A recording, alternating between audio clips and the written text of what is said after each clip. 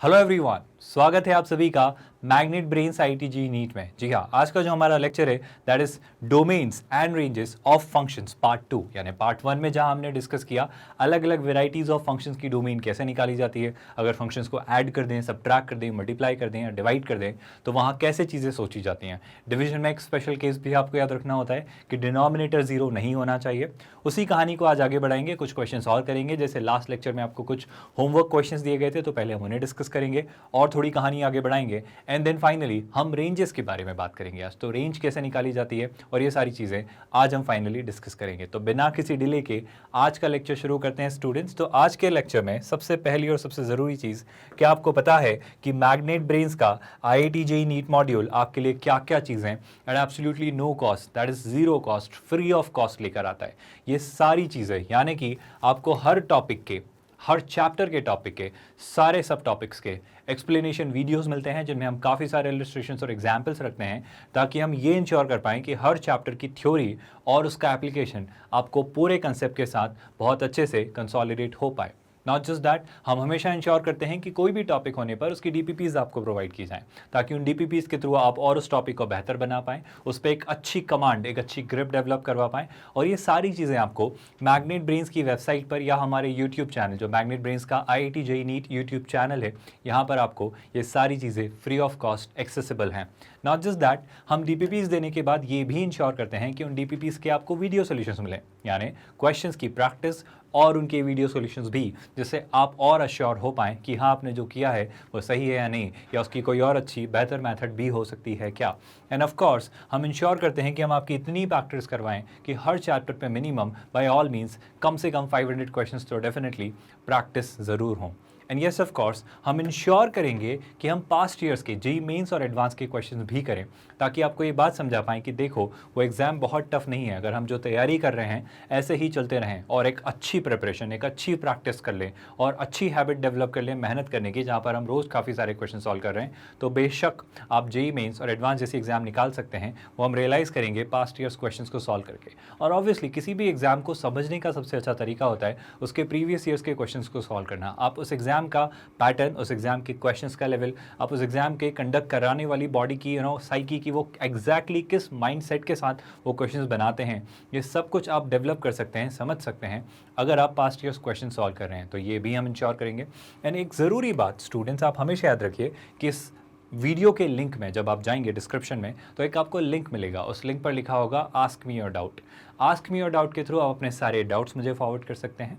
वहाँ पर जितने भी सारे डाउट्स आप रेलेवेंट डाउट्स भेजेंगे वो सारे एक्यूमुलेट होने के बाद हम एक लाइव लेक्चर में आपके सारे डाउट्स भी रिजॉल्व कर देंगे। So don't worry about that. And of course आपके हर चैप्टर के कंप्लीशन पर आपके चैप्टर्स के भी टेस्ट होंगे, तो आप अपनी प्रोग्रेस को एसेस और इवैल्यूएट कर सकते हैं, देख सकते हैं कि आप कितना अच्छा परफॉर्म कर रहे हैं और आप एक्चुअली पता कर पाएंगे कि आपकी तैयारी कैसी चल रही है, राइट। एंड येस, सबसे ज़रूरी बात कि हम वक्त वक्त पर आपको हर चीज़ के रिलेटेड सारे इंपॉर्टेंट नोटिफिकेशंस, जो भी ज़रूरी गाइडेंस है वो सब कुछ टाइमली प्रोवाइड करते रहेंगे ताकि आपको हर चीज़ वक्त पर मिलती रहे। कोई भी नई चीज़ होती है, कुछ भी नया अपडेट आता है, सब कुछ हम सारे फैकल्टी मेंबर्स आपको आकर बताते रहेंगे। So don't worry about that. And yes of course, सबसे ज़रूरी बात, chapter wise one shot revision. क्या आप जानते हैं पूरा चैप्टर हो जाने के बाद उस चैप्टर का हम वन शॉट रिवीजन भी क्रिएट करेंगे, यानी अगर चैप्टर में कहीं कुछ छूटता है, कहीं कुछ मिस होता है, तो एक रिवीजन के थ्रू आप वापस अश्योर कर सकते हैं कि हाँ आपने सारी चीज़ें पढ़ ली हैं। And of course the most important thing, exam की तैयारी करने का अच्छा तरीका है एग्जाम देना, एग्जाम बार बार देना। एग्जाम, रियल एग्जाम तो आप बार बार नहीं दे पाएंगे, लेकिन आप ज़्यादा से ज़्यादा मॉक्स दे सकते हैं, है ना। तो हम IIT JEE और मेंस और एडवांस के आपको ज़्यादा से ज़्यादा मॉक्स भी प्रोवाइड करेंगे एंड एक टेस्ट सीरीज़ भी आपको मिलेगी जिसके थ्रू आप अपनी स्ट्रैटेजी डेवलप कर सकते हैं कि हर सेक्शन में आप कैसे अपने अटेम्प्ट्स रखेंगे, कितना टाइम डिवोट करेंगे और ओवरऑल अपने स्कोर को कैसे ऑप्टिमाइज़ करेंगे। ये सारी बातें हम करेंगे। फिलहाल के लिए अभी जो हम पढ़ रहे हैं वो ये कि हम एक नया फाउंडेशन, एक बेस क्रिएट कर रहे हैं और उन्हें इलस्ट्रेशंस और एग्जाम्पल्स के थ्रू कंसोलिडेट कर रहे हैं। तो बिना किसी डिले के डोमेन और रेंज पे बात करना शुरू करते हैं। तो चलिए शुरुआत करेंगे स्टूडेंट्स हमारे इस लेक्चर के साथ। क्या आपको याद है लास्ट लेक्चर में आपको ये 2 क्वेश्चंस दिए गए थे एज ए होमवर्क। आइए शुरू करते हैं इसी लेक्चर को। ध्यान से देखिए स्टूडेंट्स, जो पहला क्वेश्चन आपके सामने दिया जा रहा है वहाँ लिखा हुआ है, ध्यान से सुनिएगा, sec inverse x minus 5 upon x minus greatest integer of x। चलिए इसी क्वेश्चन के साथ शुरुआत करेंगे क्लास। तो हमारा क्वेश्चन क्या है, ध्यान से सुनिए। ये लिखा हुआ है स्टूडेंट्स सेक इनवर्स एक्स। अब सेक इनवर्स एक्स के साथ क्या लिखा हुआ है, ध्यान से देखिए, यहाँ पे लिखा हुआ है sec inverse of x minus 5। तो न्यूमरेटर में जो आपको दिया हुआ है वो दिया हुआ है sec inverse of x minus 5, और डिनोमिनेटर में आपके पास है x minus greatest integer of x, right. तो ये आपका फंक्शन है। अब मुझे चाहिए इसकी डोमेन, मतलब मुझे x की वो सारी वैल्यूज चाहिए जिस पर ये डिफाइंड है। सर कहानी बड़ी सॉर्टेड सी है, वापस न्यूमरेटर और डिनोमिनेटर है, तो दोनों को पहले अलग अलग सोचते हैं। न्यूमरेटर की डोमेन निकालेंगे, डिनोमिनेटर की निकालेंगे, और दोनों का इंटरसेक्शन ले लेंगे। एक और ज़रूरी बात, डिनोमिनेटर में एक खास बात सोचनी होगी कि डिनोमिनेटर का जीरो होना हम अफोर्ड नहीं कर सकते। सर मुझे डिनोमिनेटर जो दिख रहा है ना, क्या आपको याद आ रहा है स्टूडेंट्स, डिनोमिनेटर को लेकर हमने बात की है, याद करिए वापस सेम बात। अगर एक नंबर है तो उसे हम लिख सकते हैं greatest integer of x plus fraction part of x. अगर मैं ग्रेटेस्ट इंटीजर ऑफ एक्स को इधर लाऊं तो क्या मैं लिख सकता हूं, fraction part of x will be x minus greatest integer of x. और क्या आपको याद है, फ्रैक्शन पार्ट ऑफ एक्स एक ऐसा फंक्शन है जो एक्स की सारी वैल्यूज़ के लिए एग्जिस्ट करता है, कहीं कोई प्रॉब्लम नहीं करता है। लेकिन सर बस एक छोटी सी प्रॉब्लम है, प्रॉब्लम ये है कि अगर डिनोमिनेटर में आपका फ्रैक्शन पार्ट ऑफ एक्स आ रहा है, मतलब क्वेश्चन है आपका sec inverse of x minus 5 upon fraction part of x, तो अगर डिनोमिनेटर में फ्रैक्शन पार्ट ऑफ एक्स आ रहा है स्टूडेंट्स, तो हमें इंश्योर करना पड़ेगा कि fraction part of x zero ना हो। अब fraction part of x zero कहाँ होता है, याद करिए इसका ग्राफ स्टूडेंट्स, हमें याद है ना इसका ग्राफ कुछ ऐसा बनता है। तो ये सारे इंटीग्रल वैल्यूज़ पे जीरो होता है, ये देखो ये सारी इंटीग्रल वैल्यूज़ पे जीरो होता है, मतलब 0 1 2 3 -1 -2, क्योंकि इन सब के आप इन सब का फ्रैक्शन पार्ट निकालिए, वो क्या होगा, 0, 1 का फ्रैक्शन पार्ट 0, 2 का फ्रैक्शन पार्ट 0, -1 का फ्रैक्शन पार्ट 0, तो हम इंटीजर वैल्यूज नहीं ले सकते। तो पहली कंडीशन तो यही आ जा रही है क्लास कि आप x की कोई भी इंटीग्रल वैल्यू नहीं लोगे। तो पहला कंस्ट्रेंट ये आ रहा है कि जो डोमेन है हमारा डिनोमिनेटर का, मैं लिख ले रहा हूँ डोमेन डिनोमिनेटर का, वो sir all the real values minus all the integers, मतलब सारे इंटीजर्स आप लेना, बाकी सब चलेगा, राइट। अपार्ट फ्रॉम दैट अगर मैं न्यूमरेटर की बात करूँ तो न्यूमरेटर बड़ा इंटरेस्टिंग सा है क्लास। क्या आपको सेक इनवर्स एक्स के बारे में याद है, हमने डिस्कस किया है। सेक एक्स क्या होता है क्लास, सेक एक्स होता है cos x का रेसिप्रोकल, राइट। तो अगर आप cos x का रेसिप्रोकल ले लें तो वो हो जाता है sec x। अब अगर मैं sec x को डिफाइन करना चाहूँ तो मुझे पता है स्टूडेंट्स की cos x जो आपका होता है, सर cos x हमारे हमेशा -1 से 1 के बीच होता है। तो सर अगर cos x -1 से 1 के बीच है तो 1 को -1 से 1 के बीच की वैल्यू से डिवाइड करेंगे, तो जो sec x होगा वो कहाँ से कहाँ तक होगा, सर sec x जो होगा वो हमेशा या तो -1 से छोटा होगा, आपको याद आ रहा होगा आई थिंक, है ना, या फिर वो जो है वो हमेशा 1 से बड़ा होगा। और सर यही अगर sec x की रेंज है तो क्या हम कह सकते हैं जब इसका इन्वर्स बनाएंगे, यानी आप लेंगे जब sec इन्वर्स x, तो यही चीज़ sec इन्वर्स x की डोमेन बन जाएगी। सिंपल सी बात है। अगर यही बात ट्रू है तो मैं ये कहना चाह रहा हूँ स्टूडेंट्स कि sec इन्वर्स x में जो x होता है, sec इन्वर्स x में जो x होता है वो हमेशा -1 से छोटा है, +1 से बड़ा होता है। मतलब मैं इसको ऐसा कह सकता हूँ क्या कि सर अगर आपने sec इन्वर्स x लिया होता, sec इन्वर्स x लिया होता तो ये जो x है उसका मॉड हमेशा 1 से बड़ा होता है। मॉड 1 से बड़ा ही नहीं, उसके इक्वल भी होता है, क्योंकि x जो है वो 1 से बड़ा या -1 से छोटा, इक्वल भी डेफिनेटली। तो कैन आई डिक्लेयर दिस, और अगर ये डिक्लेयर कर सकता हूँ तो मैं कहना चाह रहा हूँ कि इसके अंदर यहाँ पर क्या है, यहाँ पर x नहीं है, यहाँ पर x -5 है। तो अगर x -5 है तो मैं क्या लिखूँगा इसे स्टूडेंट्स, मैं लिखूँगा इसे कि आपका जो x -5 है ये हमेशा, इसका जो मॉड है ये हमेशा 1 से बड़ा या उसके इक्वल होना चाहिए। यानी इनडायरेक्टली आप ये कहना चाह रहे हो सर दो बातें वापस, अगर आप मॉड में कंफ्यूज होते हैं तो वही बात वापस, मतलब इसको घुमा फिरा के वापस वहीं ला रहे हैं। सच हम सीधा लिख देते कि सर x -5 जो है वो 1 से बड़ा, और है ना, या तो ऐसा हो या ऐसा हो, या फिर x -5 जो है वो हमेशा -1 से छोटा, ये दोनों बातें होनी चाहिए। तो दोनों बातें अप्लाई करते हैं। अगर 5 उधर लेके गए तो यहाँ से ये निकल के आ रहा है क्लास कि x जो है वो हमेशा 6 से बड़ा होना चाहिए, बड़ी इंपॉर्टेंट सी बात है। या फिर यानी यूनियन x जो है -5 उधर जाएगा तो +5 +5 -1 इज +4, तो वो हमेशा 4 से छोटा होना चाहिए। क्या आपको ये दोनों बातें समझ आई? अब ज़रूरी और ख़ास बात, अगर मैं यहाँ से रिजल्ट कंक्लूड करने की कोशिश करूँ तो न्यूमरेटर हमारा जो डोमेन बना के दे रहा है, न्यूमरेटर भी हमारी कोई डोमेन बना के दे रहा है। न्यूमरेटर कह रहा है सर -∞ से ∞ के बीच ले लो, और sec inverse x -5, sec inverse x -5 इसके बारे में कह रहा है कि सर आप एक छोटा सा काम करो कि सर आप इधर तो क्या ले लो, दो वैल्यूज़ हैं क्लास 6 और 4, है ना। तो सर एक तरफ होगा कहीं ना कहीं 4 और एक तरफ होगा 6।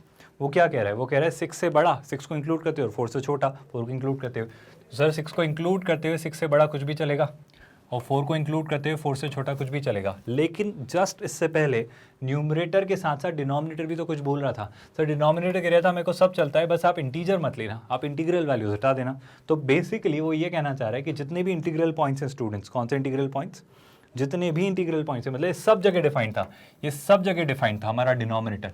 लेकिन जहाँ जहाँ इंटीग्रल आ रहे होंगे, जैसे ये होगा क्या, ये होगा 3, ये होगा 2, ये होगा 1, 0, ऐसे करते करते जितने भी इंटीग्रल पॉइंट्स होंगे स्टूडेंट्स, बस वो वहाँ डिफाइंड नहीं था, सारे इंटीग्रल पॉइंट्स पे ये डिफाइंड नहीं था। क्या आप ये बात समझ रहे हैं स्टूडेंट्स? ये सारे इंटीग्रल पॉइंट जो भी रहे होंगे उन पे डिफाइंड नहीं होगा। तो इनका इंटरसेक्शन अगर निकालें स्टूडेंट्स, इनका इंटरसेक्शन निकाले तो ऑब्वियसली 4 से छोटा और 6 से बड़ा except all the integral values. तो मैं कहूँगा सर आपका आंसर होगा -∞ से -4। डेफिनेटली बिल्कुल सही है। -4 को इंक्लूड नहीं करूँगा क्योंकि -4 क्या होगा स्टूडेंट्स, -4 एक इंटीजर होगा, है ना। पहले मैं इंक्लूड कर लेता हूँ और एक साथ इकट्ठा हटा देंगे, अभी मैं इंक्लूड कर लेता हूँ, है ना। और क्या ले लेंगे क्लास, और हम लेंगे 6 से इन्फिनिटी। बट इस आंसर में प्रॉब्लम ये है कि मैंने इंटीजर सारे इंक्लूड कर लिए, तो मैं इसमें से सारे इंटीजर सबट्रैक्ट कर दे रहा हूँ, क्योंकि आप इंटीजर्स नहीं लेंगे, क्योंकि जब जब आप इंटीजर लोगे एक्स की वैल्यू तो फ्रैक्शन पार्ट ऑफ एक्स क्या हो जाएगा, फ्रैक्शन पार्ट ऑफ एक्स 0 हो जाएगा। तो उस वजह से हम ये ज़रूर इंश्योर करेंगे कि डिनोमिनेटर 0 ना हो, यानी फ्रैक्शन पार्ट ऑफ एक्स की वैल्यू इंटीजर ना हो। अपार्ट फ्रॉम दैट न्यूमरेटर कोई प्रॉब्लम नहीं कर रहे जब जब आप, I am really sorry, this should have been +4। तो जब जब आप +4 से छोटा या +6 से बड़ा कोई वैल्यू ले रहे हो, बस इंटीग्रल वैल्यूज़ मत लीजिए कोई भी, तब तक चीज़ें आई होप आसान है। तो क्या है क्वेश्चन और इसका सोल्यूशन आपको समझ आया? आई होप यू रियलाइज्ड कि क्वेश्चन बड़ा आसान सा था, सिंपल सा था। उसी तर्ज पर हम नेक्स्ट क्वेश्चन ट्राई करेंगे क्लास। नेक्स्ट क्वेश्चन ध्यान से सुनिएगा, नेक्स्ट क्वेश्चन भी बड़ा मज़ेदार सा है। वो क्या कह रहा है, वो कह रहा है कॉस इनवर्स, वही सेक इनवर्स जैसा, इस बार अब हम कॉस इनवर्स से डील कर रहे हैं, बस इस बार कॉस इनवर्स के अंदर कुछ लिखा हुआ है और लॉग के अंदर कुछ लिखा हुआ है। चलिए समझते हैं। Cos inverse 2 - mod of x upon 4, है ना।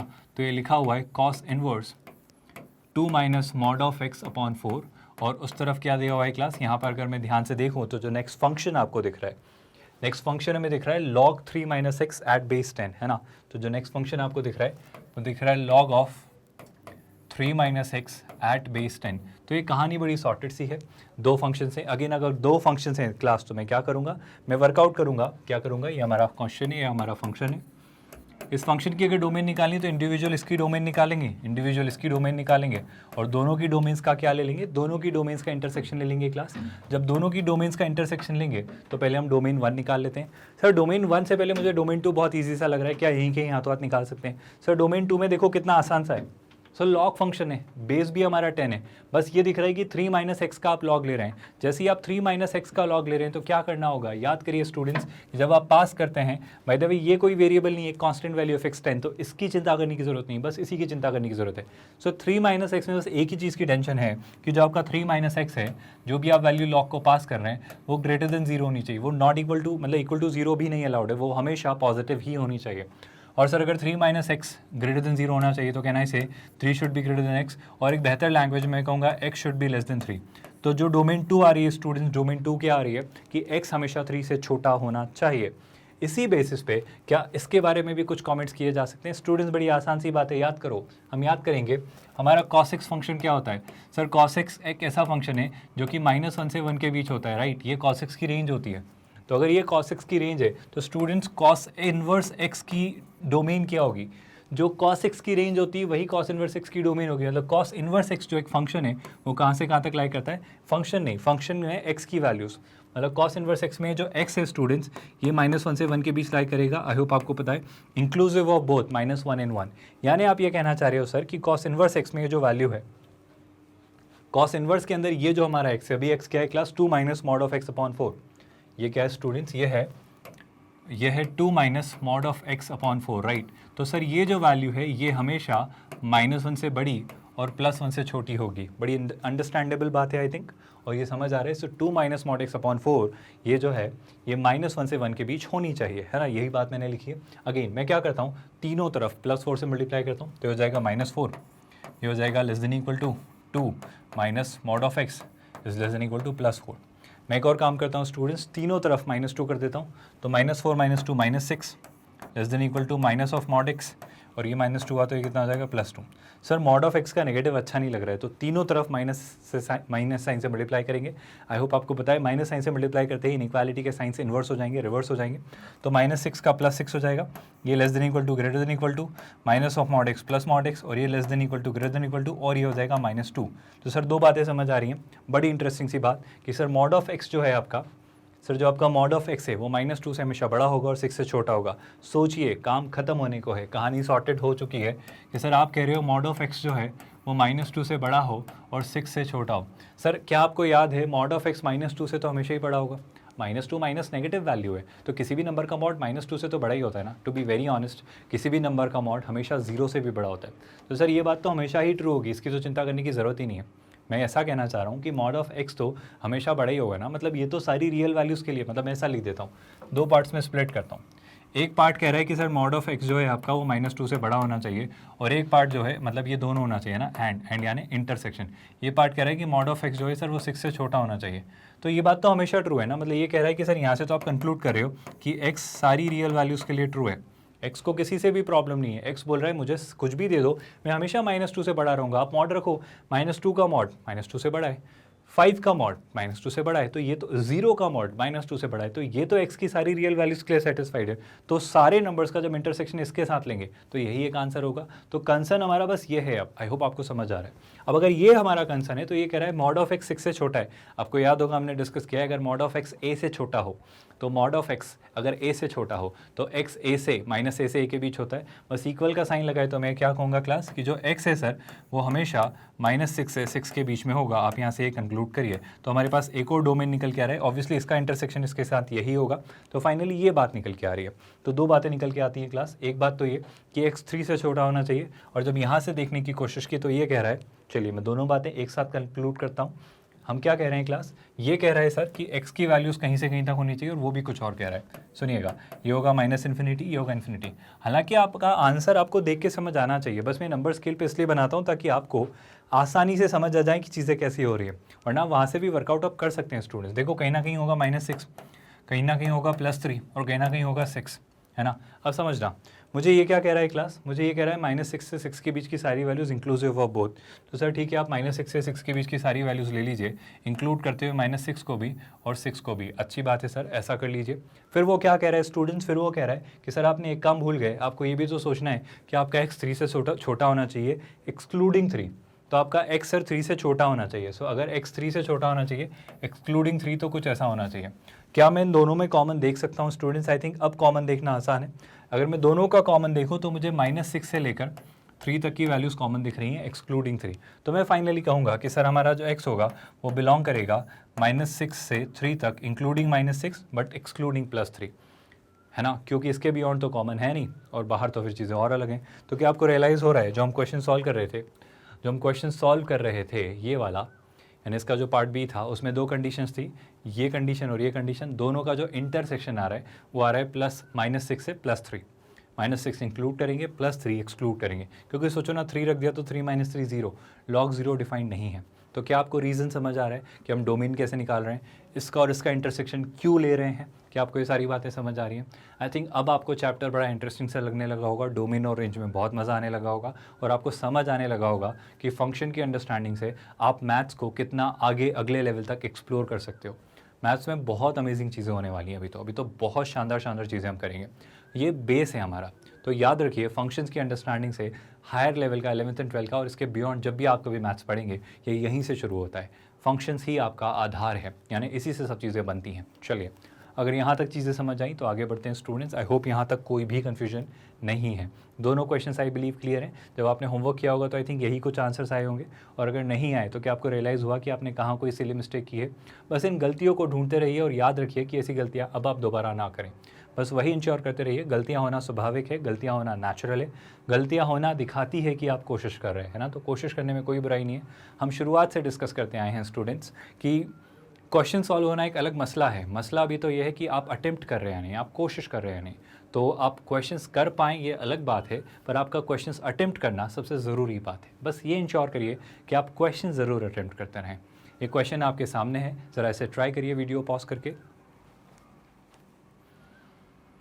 आई होप आपने वीडियो पॉज करके इस क्वेश्चन को सॉल्व करने की कोशिश की। अब हम साथ में सॉल्व करेंगे, तो ज़रा ध्यान से स्क्रीन पर देखिए। पहला क्वेश्चन वो बोल रहा है x⁻⁴ cos इनवर्स x, है ना, cos इनवर्स ऑफ x, और x जो है वो पहले ही कह दे रहा है कि सर आपका x जो है वो >0 है। तो ये तो उसने कह दिया, ये कहना पड़ेगा उसे। अगर ये नहीं कहता ना तो प्रॉब्लम वहीं ख़त्म हो जाती, मतलब प्रॉब्लम वहीं बढ़ जाती। याद करो स्टूडेंट्स, क्वेश्चन क्या है पहले तो वो समझते हैं।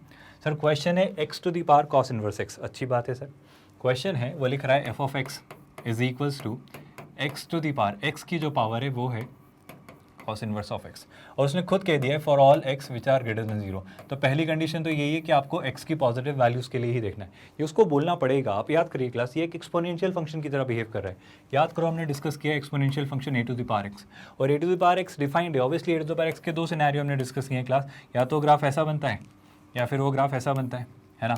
और इसके अलावा तीसरा चौथा सिनेरियो हमने सोचा ही नहीं, और ये भी सिनेरियो तब सोचें क्लास कि ये तब जब ए जो है वो 1 से बड़ा है, और ये तब जब ए 0 से बड़ा है और 1 से छोटा है। मतलब एक्सपोनेंशियल फंक्शन अगर हमने ए की वैल्यू 0 या नेगेटिव लेने की कोशिश की तो वो कांस्टेंट फंक्शन या कुछ तो भी एक अनइवन ऑस्किलेटिंग फंक्शन में कन्वर्ट हो जाएगा, जहाँ पे मैथ्स के काफ़ी सारे रूल्स वायलेट होंगे और उस फंक्शन को इमेजिन करना बहुत मुश्किल होगा।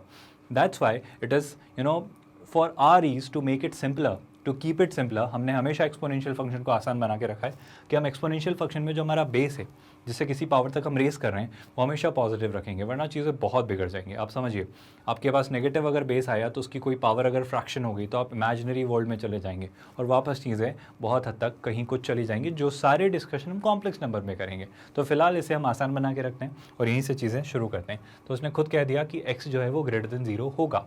बड़ी आसान सी बात है सर, ठीक है। अब उसने क्या पूछा था आपसे, उसने पूछा था इसका डोमेन निकाल लीजिए। तो डोमेन में कहानी में प्रॉब्लम क्या है सर? कहानी में प्रॉब्लम कुछ नहीं है। अगर मैं इस बेस की बात करूँ तो इस एक्स को क्या दे सकता हूँ सर? एक्स को 0 से बड़ा कुछ भी रखो, हमें कोई प्रॉब्लम नहीं है।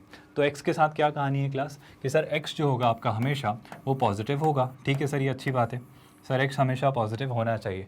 पावर को लेके क्या ख्याल है? अब ए टू द पावर एक्स में देखो ना, ए टू द पावर एक्स में मैं एक्स की कोई भी नेगेटिव वैल्यू से कोई भी पॉजिटिव वैल्यू रख लेता था। ये आपका एक्स एक्स तो है, और ये क्या होता है वाई, जो कि ए टू द पावर एक्स के इक्वल होता है। तो वाई हमेशा पॉजिटिव होता है, जो कि हमारा मसला नहीं है। अभी हम रेंज के बारे में तो बात कर ही नहीं रहे, हम तो सर एक्स एक्सिस पे देख रहे हैं। ए चाहे नेगेटिव हो या मतलब ए चाहे 0 से 1 हो या 1 से बड़ा हो, हमेशा एक्स की तो सारी वैल्यूज हम ट्राई कर सकते हैं। एक कंटिन्यूस फंक्शन होता है ना। और ये भी आपका y = a to the power x का ही ग्राफ है। मैं ये कहना चाह रहा हूँ स्टूडेंट्स, मैं बड़ी आसान सी बात आपको समझा रहा हूँ कि बेस को कोई प्रॉब्लम नहीं है, इस x को कोई प्रॉब्लम नहीं है। जो प्रॉब्लम होनी थी वो उसने खुद दूर कर दी कि x ग्रेटर देन 0 होना चाहिए। मतलब अगर मैं इसकी बात करूँ तो सर हाँ, ये x ग्रेटर देन 0 पर डिफाइंड है, मतलब x की सारी वैल्यूज़ जो पॉजिटिव हैं वहाँ पर ये एग्जिस्ट करता है। इसके बारे में क्या ख्याल है क्लास? अगर मैं कॉस इनवर्स एक्स वर्कआउट करना चाहूँ तो सर कॉस इनवर्स एक्स तो वही कहानी होगी ना वापस। कॉस इनवर्स एक्स कॉस का इनवर्स फंक्शन है सर। कॉस क्या होता है? कॉस एक्स का जो रेंज होता है सर वो होता है -1 से 1 तक। तो सर कॉस एक्स का जो रेंज होता है वही कॉस इनवर्स एक्स का डोमेन होता है। मतलब ये जो एक्स की वैल्यू है ये हमेशा -1 से 1 तक होती है। तो सर ये कह रहा था x हमेशा 0 से बड़ा होगा, और ये कह रहा है -1 से 1 तक होगा। क्या आप इमेजिन कर पा रहे हो जो मैं कहना चाह रहा हूँ? देखो दोनों बातें आपके सामने हैं, बड़ी आसान सी बात है क्लास। पावर थी, पावर ने बोला कि सर मैं जो अपनी x की वैल्यू लेने दूंगा, जो अलाउ करूंगा, वो होंगी सर -1 से 1 तक इंक्लूसिव ऑफ बोथ। तो आप -1 से 1 के बीच में कोई भी वैल्यू ट्राई करवा लो, मुझे कोई प्रॉब्लम नहीं है। लेकिन सर जो बेस था उसने एक और ऑब्जेक्शन खड़ा किया कि सर मुझे कोई दिक्कत नहीं है, बस नेगेटिव वैल्यू मत देना, मुझे आप सारी पॉजिटिव वैल्यू देना, मतलब मुझे 0 से बड़ी वैल्यू देना। कहीं 0 होगा तो 0 भी हटा देना सर, और 0 से बड़ी कोई भी वैल्यू ले लेना। तो क्या आपको दिख रहा है इन दोनों के बीच में कॉमन कौन है स्टूडेंट्स? आई होप आपको दिख रहा है। इन दोनों का जब आप इंटरसेक्शन निकालेंगे तो वो कहेगा कि सर 0 से 1 तक की कोई भी वैल्यू ले लो, 0 को एक्सक्लूड कर दो और 1 को इंक्लूड कर लो। तो ये फाइनल आपका कंक्लूजन या इंटरसेक्शन आ रहा है। आई होप आपको रियलाइज़ हो रहा है कि अब तो आप ये देख कर ही कह सकते थे ना। ऐसी बात है क्लास, आपके घर में दो लोग हैं, ये कह रहा है मुझे हमेशा पॉजिटिव रहना है, ये कह रहा है मुझे हमेशा -1 से 1 के बीच रहना है। तो आप बोलोगे दोनों को खुश रखना है, तो दोनों को खुश रखने के लिए क्या बोला कि आप 0 से बड़ा कुछ भी हो सकते थे, आप -1 से 1 के बीच हो गए, तो ये 1 पे आके रोक देता है और ये 0 के पे आके रोक देता है। तो आप कहोगे 0 से 1 के बीच में रह लो, बस 0 से 1 के बीच में जब रहो तो ये कोशिश करना कि 0 पे एग्जिस्ट नहीं करता है तो 0 मत लेना, पर हाँ 1 पे एग्जिस्ट करता है तो 1 ले लेना। तो 0 से 1 एक्सक्लूडिंग 0 इंक्लूडिंग 1, कहानी यही खत्म हो सकती थी ना। तो आप यहाँ पर इसे ऐसे भी सोच सकते थे। आई होप नंबर स्केल पे तो चीज़ें सिंप्लीफाइड दिखती हैं, बट अगर आप चीज़ें यहाँ पर ऐसे ही सोच पा रहे हैं तो और भी अच्छा है ना। नंबर स्केल पे तब लेके जाओ जब चीज़ें बहुत कॉम्प्लिकेटेड हो, जब सिनेरियोज इमेजिन करना मुश्किल है। बट इनिशियली ऑब्वियसली जब आप डोमेन और रेंज की प्रॉब्लम सॉल्व करें तो नंबर स्केल पे सोचें, वरना आप कंफ्यूज हो जाएंगे। और जब यूनियन और इंटरसेक्शन के केसेस बनते हैं तो कब यूनियन लेना है, कब इंटरसेक्शन। आई होप वो पहला लेक्चर याद होगा जब मैंने बार बार एम्फेसाइज किया था कि और का क्या काम होता है, एंड का क्या काम होता है। और सेट थ्योरी में हमने वही चीज़ें पढ़ी हैं जो आपके सिलेबस के लिए ज़रूरी हैं, जो आपके लिए काम की हैं। हर चीज़ पढ़ने का कोई पॉइंट ही नहीं है, तो हम सिर्फ ज़रूरी चीज़ें पढ़ेंगे जो आपके काम की हैं। राइट चलिए, अगर यहाँ तक समझ आ रहा है तो हम एक और क्वेश्चन ट्राई करेंगे स्टूडेंट्स। एक और बड़ा मज़ेदार सा क्वेश्चन है, थोड़ा सा परम्यूटेशन एंड कॉम्बिनेशन के बारे में पढ़ लेते हैं, जो कि आई थिंक आपने 10th स्टैंडर्ड में पढ़ा है, बट फिर भी एक बार और उसे रिवाइज करते हैं। ध्यान से सुनिए क्लास, इस क्वेश्चन को सॉल्व करने से पहले। बाय द वे क्वेश्चन क्या है, 3x - 1 C 20 - 4x है ना। तो क्वेश्चन में लिखा हुआ है 3x माइनस 1 सी, क्या लिखा हुआ है क्लास, वो लिखा है 20 माइनस 4x, राइट। तो ये लिखा हुआ है 20 माइनस 4x। ठीक है सर, ये क्वेश्चन सॉल्व करेंगे, बट मुझे थोड़ी चीज़ें आपसे समझनी है। मुझे ये समझना है सर कि NCR होता क्या है। तो आई होप आपको याद होगा NCR एक एक्सप्रेशन होता है। NCR क्या होता है, एक एक्सप्रेशन, जहाँ पे आप NCR का मतलब लिखते हो कि सर n ऑब्जेक्ट्स में से r ऑब्जेक्ट सेलेक्ट करने के तरीके। तो NCR आपको हमेशा देता है number of ways of selecting, है ना, जब आपको चूज करना है, of selecting r objects out of how many objects, out of n objects. ये एक स्टैंडर्ड सा कंसेप्ट है स्टूडेंट, जो एज्यूम या बिलीव किया जाता है कि परमुटेशन एंड कॉम्बिनेशन में आता है। हालांकि इसे ऐसा कंसेप्ट हम डिटेल में PNC में पढ़ेंगे, बट फिलहाल चूंकि IIT JEE की एग्जाम है तो वो अलग अलग कंसेप्ट एक जगह मर्ज करके पूछती है। तो यहाँ पर परमुटेशन एंड कॉम्बिनेशन का कंसेप्ट डोमेन एंड रेंज में यूज़ हो रहा है, तो हम उसे थोड़ा सा जितना ज़रूरी है पढ़ लेते हैं। हालांकि इस कंसेप्ट को इन डिटेल हम तब वापस अच्छे से पढ़ेंगे, है ना। जैसे मान लो मेरे पास एक सिनेरियो है। सिनेरियो क्या होता है स्टूडेंट्स, मान लेते हैं कि मेरे मान लो 5 दोस्त हैं, है ना। Let's say I have 5 friends. It's quite tough to have 5 friends in these days, but still let's assume that मेरे पास 5 दोस्त हैं, और लेट्स से मैं इनको पार्टी पे ले जाना चाहता हूँ, बट मेरे पास टिकट्स जो पार्टी की हैं, पब की हैं, जो मूवी की हैं, वो 3 ही हैं, है ना। और ऑब्वियसली इंक्लूडिंग मैं खुद को, मैं मान रहा हूँ कि हम 5 दोस्त हैं इंक्लूडिंग मी, और मैं 3 लोगों के साथ मूवी पे जाना चाहता हूँ, है ना। तो पहली बात तो ये कि अगर मेरे 5 दोस्त हैं, मेरे पास लेट्स से मान लो 4 टिकट हैं, तो मैं खुद को तो मूवी पे ऑब्वियसली लेके जाऊंगा, पर मेरे पास 3 टिकट्स और बच रही हैं और 5 दोस्त हैं, तो मैं 5 में से 3 दोस्तों को इतने तरीक़ों से मूवी दिखाने ले जा सकता हूँ। अब इसका मतलब क्या होता है, फॉर्मूला क्या होता है, वो हम समझ लेंगे। फिलहाल के लिए आप इतना याद रखिए बस कि 5 में से 3 लोगों को चुनना।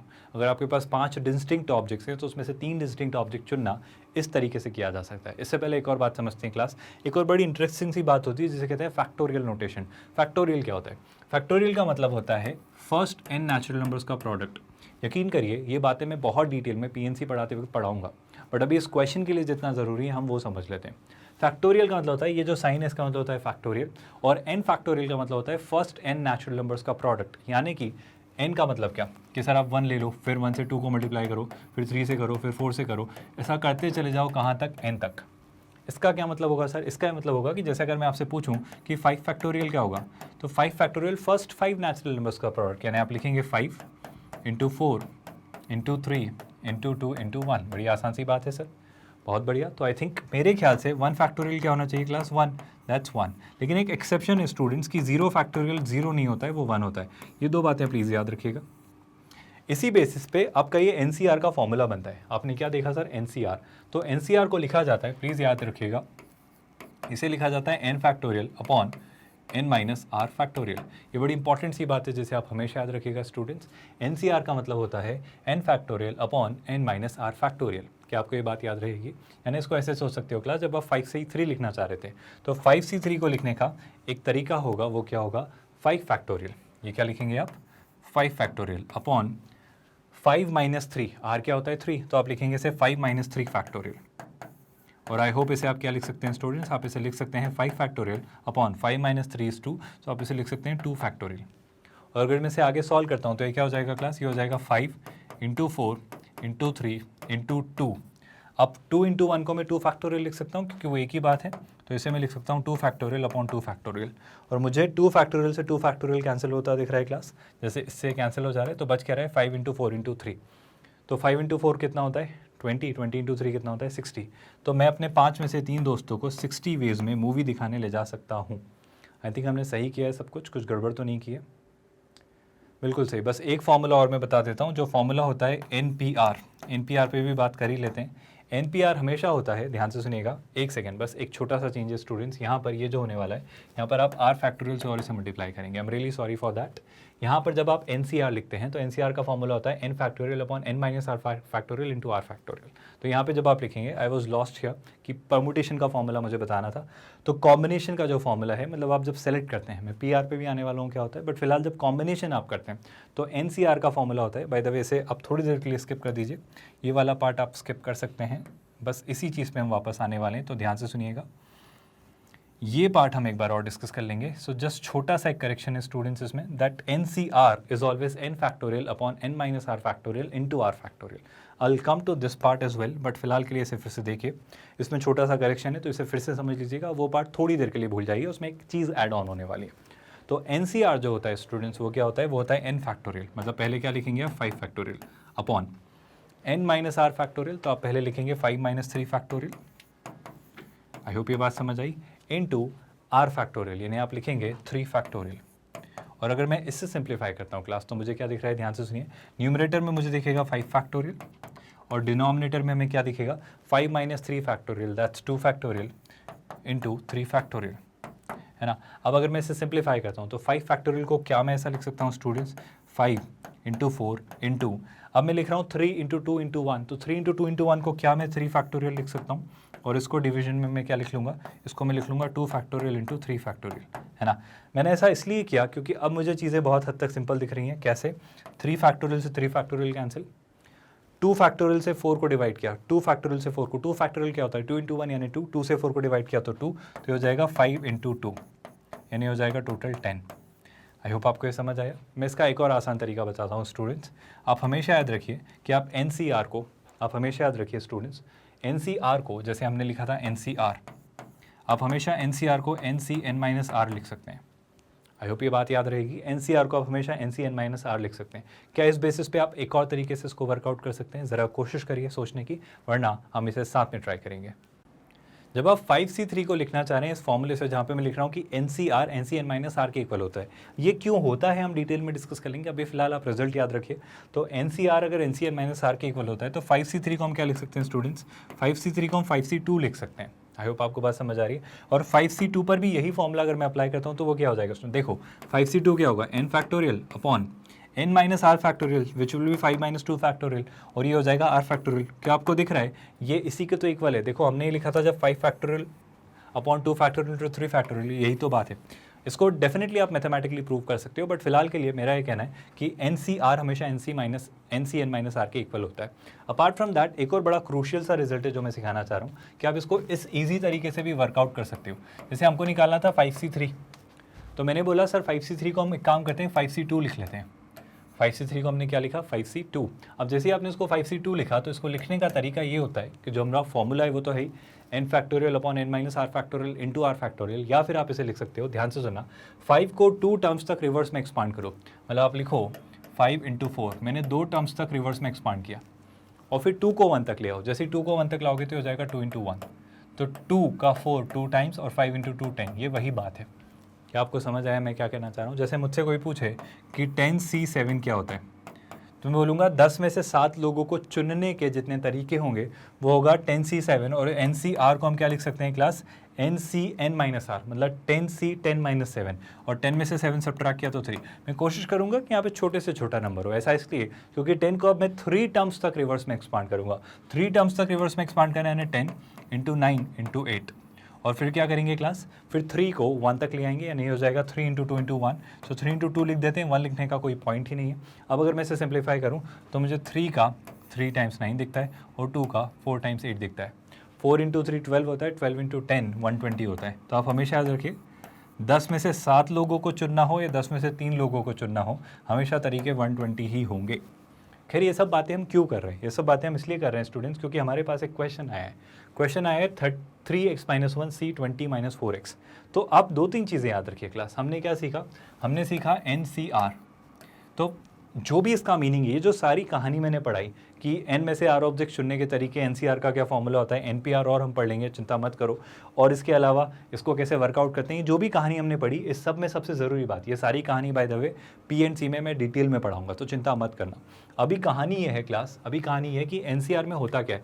सर कुछ में से कुछ चुनेंगे तो नंबर ऑफ ऑब्जेक्ट्स कुछ गिनने वाले काउंटेबल नंबर होंगे ना, ये कोई फ्रैक्शन वैल्यू तो होगी नहीं. तो पहली कंडीशन तो ये कि 10 में से 7 लोग चुनना है, 8 में से 6 लोग चुनना, या किसी में से भी किसी लोग चुनना. तो पहली बात तो ये कि आपका n और r हमेशा इंटीजर वैल्यू ही होंगे, और rather to be very honest natural number ही होंगे. नेचुरल नंबर ही होंगे मतलब ये हमेशा 0 या 0 से बड़े होंगे. To be very honest n तो हमेशा 1 या 1 से बड़ा होगा. तो सर r भले ही एक बार 0 हो जाए, लेकिन n तो हमेशा एक नेचुरल नंबर ही होगा. क्या आपको ये बात समझ आई? मतलब n सबसे पहली बात तो नेचुरल नंबर होगा और r हमेशा एक होल नंबर हो सकता है, मतलब r जीरो भी हो सकता है। आप सोचो ना, एक में से जीरो ऑब्जेक्ट चुनने के भी तो तरीके हो सकते हैं।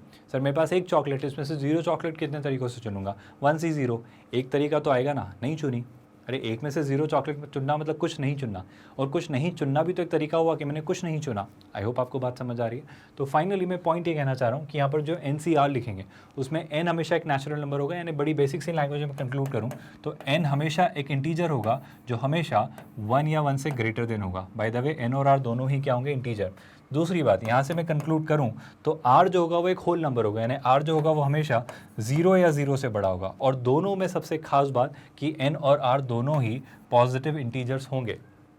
n हमेशा 1 से शुरू होगा और r 0 से शुरू होगा। एक कहानी। दूसरी कहानी, क्या आप कभी भी 3 में से 5 चीज़ें चुन सकते हो? मतलब आपके सामने 3 चॉकलेट रखी और मैं कहूँ इनमें से 5 चॉकलेट चुन के बताओ। ये कितना इररेलेवेंट सा सवाल है। ये इररेलेवेंट ऑब्वियसली है, तो इसीलिए इस बात को हटाने के लिए एक और चीज़ इंश्योर की जाती है कि सर n हमेशा r के इक्वली r से बड़ा ही होगा। अब ज़्यादा से ज़्यादा क्या कहोगे? आपके सामने 5 चॉकलेट रखी है तो 5 चॉकलेट में से 5 चॉकलेट कितने तरीक़ों से चुनी जा सकती है? आप ऐसा कभी नहीं कहोगे ना कि 5 में से 6 चॉकलेट कितने तरीक़ों से चुन सकते हो। तो हमेशा बात याद रखना, NCR जब आप लिखेंगे तो n हमेशा r के इक्वल या बड़ा ही होगा। ये 3 बातें ही हमारा क्वेश्चन सॉल्व करने में हेल्प करेंगी। तो पहली बात स्टूडेंट्स, पहली बात ये कि जो है 3x-1 है स्टूडेंट्स, क्या ये जो लिखा हुआ है 3x-1 ये है टोटल नंबर ऑफ ऑब्जेक्ट्स जो आपके सामने रखे होंगे। तो इसकी वैल्यू हमेशा 1 या 1 से बड़ी होगी और ये सब इंटीजर वैल्यूज़ होंगी, माइंड यू एवरीवन। दूसरी बात कि आपका ये जो 20-4x है सर, ये जो 20-4x है ये हमेशा 0 या 0 से बड़ा होगा और ये भी इंटीजर होगा, मतलब ये वैल्यू हमेशा इंटीजर होगी और ये वैल्यू भी हमेशा इंटीजर होगी। तीसरी बात ये आपको इंश्योर करनी होगी स्टूडेंट्स, क्या कि आपका ये जो ऊपर है, ये जो n है ये r के इक्वल या इससे बड़ा होता है। यानी आप ये कहेंगे कि जो आपका 3x-1 है, जो आपका 3x-1 है सर, ये जो 3x-1 है 20-4x के इक्वल या इससे बड़ा ही होगा। यानी ये हमेशा 20-4x के इक्वल या इससे बड़ा ही होगा। पहले इसी को सॉल्व करते हैं क्लास, ध्यान से सुनिए। मैं काम करता हूँ, 4x को इधर लाता हूँ, 1 को उधर ले जाता हूँ। 4x को इधर लाए तो कितना हुआ? 7x, और 1 को उधर ले गए तो कितना हुआ? 21। क्या आपको ये बात समझ आई मैंने क्या कहा? 4x को इधर लाए तो 3x + 4x 7x, 1 को उधर ले गए तो 20 + 1 21। अब अगर यहाँ से मैं सोचूं तो x की वैल्यू कितनी आ रही है? सर x जो है वो हमेशा 3 से तो बड़ा ही आ रहा है। ये एक बड़ा इंपॉर्टेंट सा रिजल्ट हमने डिस्कवर किया, इसे हम याद रखेंगे। तो पहली कंडीशन कि x का 3 से बड़ा होना ज़रूरी है। ठीक है सर, अच्छी बात है। यहाँ से देखते हैं क्लास, अगर मैं यहाँ से सोचूँ तो यहाँ से निकल के आ रहा है कि सर जो x है, x जो है वो क्या होगा क्लास? जो x है वो क्या होगा? 1 उधर गया तो 2 और ये हो जाएगा 2/3। तो ये कह रहा है सर x का 2/3 से बड़ा होना ज़रूरी है। अब एक बात ये कि ये कह रहा है 2/3 से बड़ा हो, ये कह रहा है 3 से बड़ा हो, तो टू बी वेरी ऑनेस्ट मैं 3 को चुन लूँगा क्योंकि मुझे तीनों का इंटरसेक्शन चाहिए, तीनों में जो कॉमन रिजल्ट आएगा। दूसरी बात ये कि अगर मैं इसको सोचूँ तो ये क्या कहना चाह रहा है क्लास? ये कहना चाह रहा है कि 20 जो है वो ग्रेटर देन इक्वल टू होगा 4x। अगर मैं 4 को इधर डिवाइड करूँ तो मैं कहूँगा x जो है वो लेस देन इक्वल टू होगा 5। ये बड़ा इंपॉर्टेंट सा रिजल्ट है क्लास। अगर मैं तीनों रिजल्ट्स को क्लब करता हूँ, अगर मैंने इन तीनों रिजल्ट्स को क्लब किया तो पहला रिजल्ट कि x 2/3 से बड़ा होना चाहिए। पहली बात तो सर x इंटीजर हो या नहीं हो वो अलग बात है, हमारा ये वैल्यू इंटीजर होनी चाहिए, हमारी ये वैल्यूज़ इंटीजर होनी चाहिए, है ना। तो पहली स्टोरी ध्यान से सुनिएगा, पहली स्टोरी ये आ रही है क्लास कि जो आपका x है, जो आपका x है, एक पॉइंट आएगा 2/3, है ना। एक पॉइंट मुझे क्या दिख रहा है? 3, और एक पॉइंट मुझे क्या दिख रहा है? 5, है ना। तो 2/3 ऑब्वियसली 3 से छोटा है, कहीं ना कहीं 3 दिखेगा और कहीं ना कहीं 5 दिखेगा। तो मुझे अभी तक तो ये समझ आ रहा है स्टूडेंट्स की एक जो कह रहा है वो ये कह रहा है सर कि आप 2/3 से तो क्या रखो इसको बड़ा, 2/3 को इंक्लूड कर लो सर, लेकिन 2/3 से बड़ा रखो, 2/3 से जितना बड़ा ले जा सकते हो ले जाओ। एक कह रहा है सर 3 को इंक्लूड रखते हुए 3 से बड़ा कर लो। आई होप आपको ये बातें दिख रही हैं। वो क्या कह रहा है? 2/3 से बड़ा रख लो, 2/3 को इंक्लूड करते हो। और ये कह रहा है 3 से बड़ा रख लो सर। बट इसने ये कहानी यहीं रोक दी कि सर आप 5 से छोटा रखना, 5 से बड़ा मत कर लेना। तो आप एक और चीज़ रखना सर कि 5 को इंक्लूड करते हुए 5 से छोटा रखना। तो मुझे जो वैल्यूज़ मिली वो क्या मिल रही है क्लास? अभी फ़िलहाल 3 से 5 के बीच की वैल्यूज़। हालांकि आप प्लीज़ इस बात को समझिए, ये आपका आंसर नहीं है।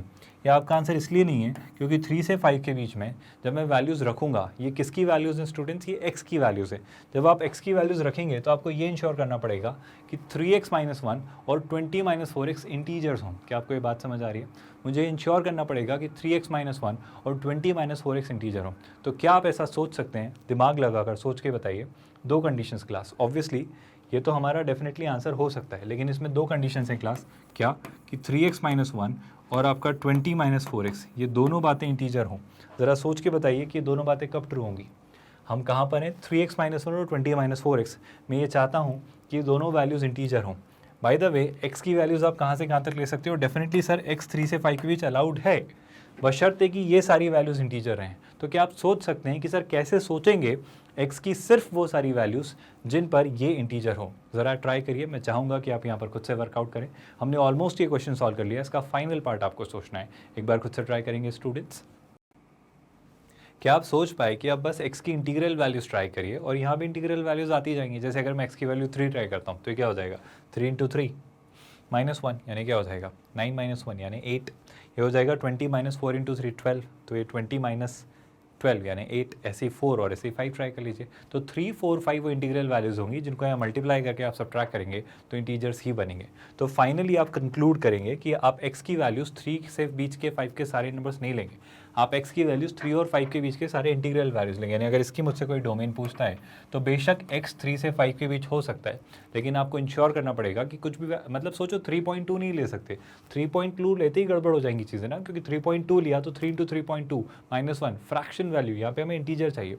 तो x की वैल्यूज़ 3 से 5 के बीच में इंक्लूडिंग बोथ, लेकिन मैं कहूँगा कि सर मैं x की वैल्यू लूँगा सिर्फ ये 3 इंटीजर्स, कौन कौन, 3 4 और 5, और मैं सॉर्टेड रखना चाहूँगा इसको, क्योंकि 3 4 5 पे ऑब्वियसली ये भी इंटीजर होगा और ये भी इंटीजर होगा, और हम ये कंडीशन तो इंश्योर कर ही चुके हैं ना कि ये वैल्यू इससे बड़ी हो, तो वो 3 4 5 के लिए ही ट्रू है। बड़ा सिंपल सा, बड़ा साधारण सा अगर ये अप्रोच आप यूज़ करें तो ये क्वेश्चन इस तरीके से वर्कआउट किया जा सकता है। चलिए विद दैट थोड़ा और आगे बढ़ते हैं स्टूडेंट्स। आई होप आपको दोनों क्वेश्चंस और इनकी डोमेन समझ आई। अब हम शुरुआत करते हैं, किसी भी फंक्शन की रेंज कैसे निकाली जाती है।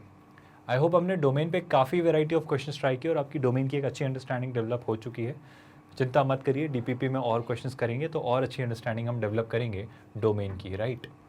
Now let's talk about how to determine the range of a function, कि किसी भी फंक्शन की रेंज कैसे निकाली जाती है, रेंज निकालने का क्या तरीका होता है। तो शुरुआत करते हैं क्लास, किसी भी फंक्शन की रेंज निकालने के अलग अलग तरीके। ध्यान से सुनिए, वो कह रहा है अगर y is equals to f of x, अगर एक्सप्रेस्ड कर दिया जाए x is equals to g of y पे, यानी जो y का फंक्शन है उसको x की टर्म्स में जो एक्सप्रेस्ड है, जो y फंक्शन है वो x की टर्म्स में एक्सप्रेस्ड है। अगर मैं उल्टा कर दूं, अगर मैं x को y की टर्म्स में एक्सप्रेस्ड कर दूं तो भी शायद बात बन सकती है, बस वो यही कह रहा है, वो यही कह रहा है। Then the domain of g y under the condition कि हम x की डोमेन से, मतलब देखो इसका क्या मतलब, ऐसे समझाता हूँ, ध्यान से सुनो।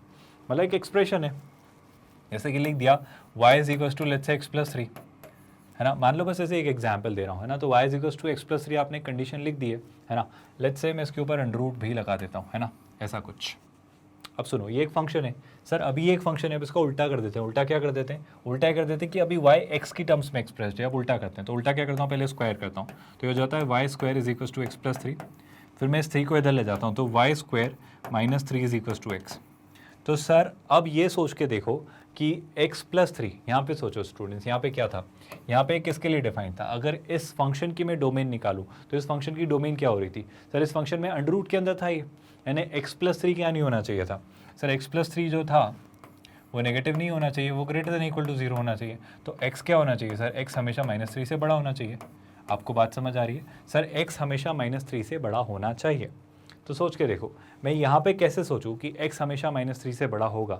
सर x हमेशा माइनस 3 से y की किन वैल्यूज़ के लिए बड़ा होगा सर, y स्क्वायर जो है वो हमेशा क्या होना चाहिए, वो 0 होगा या 0 से कम होगा। आप समझ रहे हैं मेरी बात, आपको मैं क्या कहना चाह रहा हूँ, समझो। यहाँ पे हमने क्या निकाला स्टूडेंट्स, हमने निकाला कि x जो है वो माइनस 3 से बड़ा होना चाहिए। माइनस 3 से बड़ा मतलब क्या कि सर x होना चाहिए क्या, कुछ भी, मतलब नंबर स्केल पे इमेजिन करो, नंबर स्केल पे इमेजिन करो, जैसे यहाँ कहीं होगा लेट्स से माइनस 3, तो आप कह रहे हो सर x जो है वो माइनस 3 के इक्वल या उससे बड़ा होगा। तो माइनस 3 या उससे बड़ी वैल्यूज़ के लिए वो हमेशा डिफाइंड है। क्यों डिफाइंड है सर, सोच के देख लो। माइनस 3 से बड़ा कुछ भी ट्राई किया, माइनस 3 रखा तो 0, माइनस 2 रखा तो प्लस 1, माइनस 1 रखा तो प्लस 2, 0 रखा तो प्लस 3, 1 रखा तो 4। तो हाँ सर, माइनस 3 से बड़ी वैल्यूज़ के लिए डिफाइंड है। तो हम क्या ऐसा सोच पा रहे हैं यहाँ पर कि सर यहाँ पे क्या वैल्यूज़ लेगा ये, यहाँ पर ये क्या वैल्यूज़ लेगा, मतलब अगर मैं सोचूं कि y स्क्वायर माइनस 3 क्या वैल्यूज़ लेगा, तो एक तरीका तो हो सकता है कि सर ये क्लियरली एक ऐसा फंक्शन है जिसकी मिनिमम और मैक्सिमम वैल्यू पता है। आप सोच के देखो इसकी मिनिमम वैल्यू क्या होगी सर, इसकी मिनिमम वर्स्ट केस में वैल्यू क्या होगी सर, माइनस 3 रख दो। जब आप माइनस 3 रख दोगे तो क्या हो जाएगा, ये माइनस 3 प्लस 3 0, 0 का अंडर रूट 0, 0 से कम तो हो नहीं सकती ना, क्यों नहीं हो सकती क्लास? 0 से कम होने का सवाल ही नहीं उठता, क्योंकि अंडर रूट है तो अंडर रूट की मिनिमम वैल्यू 0 होती है। तो सर इसकी मिनिमम वैल्यू क्या होगी? 0। क्या आपको ये बात समझ आई? सर इसकी मिनिमम वैल्यू 0 होगी और मैक्सिमम क्या होगी? सर मैक्सिमम सोच के देखिए, सर इसकी मैक्सिमम वैल्यू क्या होगी? सर आप रखते चले जाओ, कोई प्रॉब्लम नहीं है, रखते चले जाओ। मतलब सर आप रखो 100 रखो 103 का अंडर रूट, 1000 रखो 1003 का अंडर रूट, तो आप वैल्यू बढ़ाते चले जाओ। तो रेंज क्या होती है? रेंज हमेशा, मतलब हमेशा ऐसा हो ज़रूरी नहीं है कि मिनिमम और मैक्सिमम इतना इजीली निकाल पाएँ, बट एक तरीका तो ये होता है, मतलब उस पॉइंट से थोड़ा मैं डाइवर्ट होकर बताना चाह रहा हूँ। एक तरीका तो ये हो रहा है कि सोच पाएँ सर कि मिनिमम क्या हो सकता है, मैक्सिमम क्या हो सकता है। तो अंडर रूट के अंदर है तो मिनिमम क्या होगा? 0, क्योंकि आप रख दो x की मिनिमम वैल्यू क्या है? -3। मतलब यहाँ पे लिखना चाह रहा हूँ कि x जो है वो हमेशा -3 से बड़ा है। तो सर जैसे ही -3 रखोगे तो 0 हो जाएगा। तो यहाँ पे जब मैंने y की टर्म्स में x को एक्सप्रेस किया तो मैं ये कहना चाह रहा हूँ कि सर y वर्स्ट केस में कितना होगा? मतलब मुझे रखना है x को क्या? सर आपने x को बोला है वो हमेशा -3 या उससे बड़ा होना चाहिए। तो आपने बोला सर x जो है वो हमेशा -3 या उससे बड़ा होना चाहिए। आपको बात समझ आ रही है? सर x हमेशा -3 या उससे बड़ा होना चाहिए, तो -3 ये हुआ है ना। और इधर क्या लिखा है आपने? y² -3। ये मैंने लिखी x की मिनिमम वैल्यू आपको समझाने के लिए, है ना। मैं बस समझाने के लिए लिख रहा हूँ, इसको समझाने के लिए मैंने लिखा है। तो ध्यान से सुनना, जैसे ही -3 उधर गया तो मुझे y² की मिनिमम वैल्यू क्या मिली? मुझे y² की मिनिमम वैल्यू मिली 0। मतलब मैं कहना चाह रहा हूँ कि जो मिनिमम वैल्यू मैंने x की रखी तो y की भी मुझे मिनिमम वैल्यू मिली। ऑल्दो इसको सोचने के और भी बहुत सारे तरीके होंगे जो हम अलग अलग क्वेश्चन से देखेंगे। मैं और डिटेल में समझाऊंगा ये वाला कंसेप्ट जब हम क्वेश्चंस के थ्रू देखेंगे। वो ये कहना चाह रहा है कि पहले तो आप इसकी डोमेन के थ्रू सोच लो, फिर आप x को y की टर्म्स में एक्सप्रेस कर दो, फिर x की डोमेन के थ्रू y की मिनिमम और मैक्सिमम वैल्यू निकाल लो। बस ये कंडीशन फुलफिल कर लो कि अब यहाँ पे आप डोमेन सोचो कि y² -3 अगर एज अ फंक्शन है, मतलब ये एक फंक्शन है, ये भी तो एक फंक्शन हुआ क्लास। जैसे ये एक फंक्शन था, ये क्या फंक्शन था? ये था f(x) is equals to what? Under root of x + 3। Similarly क्या मैं यहाँ पे सोच पा रहा हूँ? मैं यहाँ पे ऐसा लिख सकता हूँ क्या कि sir let's say g of y is equals to y² -3। तो क्या इस फंक्शन की मैं डोमेन और रेंज निकाल सकता हूँ? सोच के देखो क्लास, इस फंक्शन की डोमेन और रेंज क्या होगी? इस फंक्शन की डोमेन सोचो। सर इस फंक्शन की डोमेन क्या होगी? कि सर y² -3 है, सब कुछ सही है सर, सब कुछ चलेगा, बशर्ते मतलब अब तो y² है ना, तो y² की जगह आप कुछ भी रख दो, मतलब y की जगह कुछ भी रख दो। आप रखो 0, -2, -5, -3, -7 सब कुछ। लेकिन सर एक बात मत भूलना आप कि जो भी वैल्यू रखो ये सारी वैल्यू किसके इक्वल है? सारी वैल्यू x के इक्वल है। और x ने बोला था कि मैं -3 से नीचे नहीं जाऊँगा, मेरी मिनिमम वैल्यू -3 होगी। तो सर मैं y की वही वैल्यू रख पाऊँगा मिनिमम। मैं अगर यहाँ पे सोचूँ इसको इस पर्सपेक्टिव से, सर अगर मैं इसको इस पर्सपेक्टिव से सोचूं कि x ने बोला था कि मैं -3 से नीचे नहीं जाऊंगा, मेरी मिनिमम वैल्यू में -3 रखूंगा, तो मैं यहाँ पे सोचूं और जाके y से पूछूं कि आप अपनी मिनिमम वैल्यू क्या रखोगे, तो मैं बस ये इंश्योर करता रहूँ कि x की मिनिमम वैल्यू अफेक्ट ना हो। तो y² बोलेगा, यानी y बोलेगा कि सर मेरी वैल्यू कम से कम 0 ले लो, आप 0 से कम मत करना, क्योंकि जैसे ही आप 0 लोगे तो 0 -3 हो जाएगा। क्योंकि सोचो आप नेगेटिव लोगे तो भी वो पॉजिटिव ही रहेगा, और पॉजिटिव लोगे तो पॉजिटिव ही रहेगा, क्योंकि वो y² है। तो y² खुद अपनी मिनिमम वैल्यू 0 पर देगा। तो 0 -3 एनीवे क्या होने वाला है? -3, मतलब x की वैल्यू -3 होगी। तो एनीवे हमको ये क्लियर हो रहा है कि y² की, मतलब y² -3 की जो मिनिमम वैल्यू है वो x की वैल्यू -3 पर, यानी x की वैल्यू -3 है। लेकिन x की वैल्यू -3 y के रिस्पेक्ट में कब मिलती है? जब y 0 होता है। तो मैंने क्या किया, ये जो हमारा डोमेन और रेंज का सिनेरियो था उसको एक इनवर्स फंक्शन में कन्वर्ट किया, और इनवर्स फंक्शन में जाके इस फंक्शन की डोमेन निकाली, मतलब y की वैल्यू निकाली, और उससे मुझे पता चला कि y की जो वैल्यू है, जो y की मैंने डोमेन निकाली, मतलब इस फंक्शन की जो डोमेन निकाली, वो रियलिटी में इस फंक्शन की क्या है? रेंज। क्योंकि जो y की वैल्यू मतलब इस फंक्शन के अकॉर्डिंग जो डोमेन है वो यहाँ पर क्या है? रेंज है। तो बस ऐसे भी सोचा जा सकता है, वो यही कहना चाह रहा है पॉइंट 1 के थ्रू। तो सर यहाँ पे डेफिनेटली जो रेंज होगी वो क्या होगी? 0 से इन्फिनिटी। क्या आपको ये बात समझ आई? आई होप आपको क्लियर हो रहा है कि रेंज निकालने का एक आसान सा तरीका है कि आप ऐसे भी सोच सकते हैं कि टर्म को, एक्सप्रेशन को y की टर्म्स में लिख दें। जो y x की टर्म में लिखा होता है वहाँ पर x को y की टर्म्स में लिख दें। बस इस कंस्ट्रेंट को ध्यान में रखते हुए कि सर x की जो वैल्यू है, जो x का डोमेन है, हम उसको हैम्पर ना कर रहे हैं। जो x की वैल्यूज़ हैं उनको अनचेंज करते हुए, वहाँ पर कुछ भी डाइजेस्ट मतलब कुछ भी गड़बड़ ना करते हुए अगर हम यहाँ पर इसकी डोमेन निकालें तो आई थिंक आप इजीली इस फंक्शन की रेंज निकाल सकते हैं। एक तरीका है, ऑल्दो इस तरीके को हम एक एग्जाम्पल से और डिटेल में समझेंगे। आई थिंक इसे आसानी से आप डाइजेस्ट कर पा रहे हैं कि ये तरीका एक आसान सा तरीका है। इसके अलावा वो एक और तरीका क्या लिखते हैं क्लास, एक और तरीका वहाँ पे हमारे सामने लिखा हुआ है। ये भी कुछ मैथड्स हैं स्टूडेंट्स, ऑल्दो ये मैथड्स हमारे बहुत काम आने वाली हैं आने वाले चैप्टर्स में। जैसे अगर कभी भी मुझे ऐसा कुछ दिखे, ध्यान से सुनिएगा क्लास, जैसे कोई लिखे आपके सामने लेट्स से 3 sin थीटा, आपके सामने कोई लिखता है 3 sin theta plus let's say 7 cos theta, ऐसा कोई अगर लिख देता है तो आप हमेशा याद रखिए इस एक्सप्रेशन की मिनिमम और मैक्सिमम वैल्यू निकाली जा सकती है। 3 साइन थीटा की जो मिनिमम वैल्यू होती है, ये हमेशा याद रखिएगा, बाय डिफाइन एक स्टैंडर्ड सा रूल है, 3 sine theta plus 7 cos theta की जो मिनिमम वैल्यू होगी वो होगी negative of under root of ये 3 का स्क्वायर प्लस वो 7 का स्क्वायर। ये हमेशा इसकी मिनिमम वैल्यू होगी। और इस फंक्शन की मैक्सिमम वैल्यू क्या होगी, वो होगी अंडर रूट में अगेन 3 का स्क्वायर प्लस 7 का स्क्वायर, लेकिन ये पॉजिटिव यानी 3 स्क्वायर प्लस 7 स्क्वायर।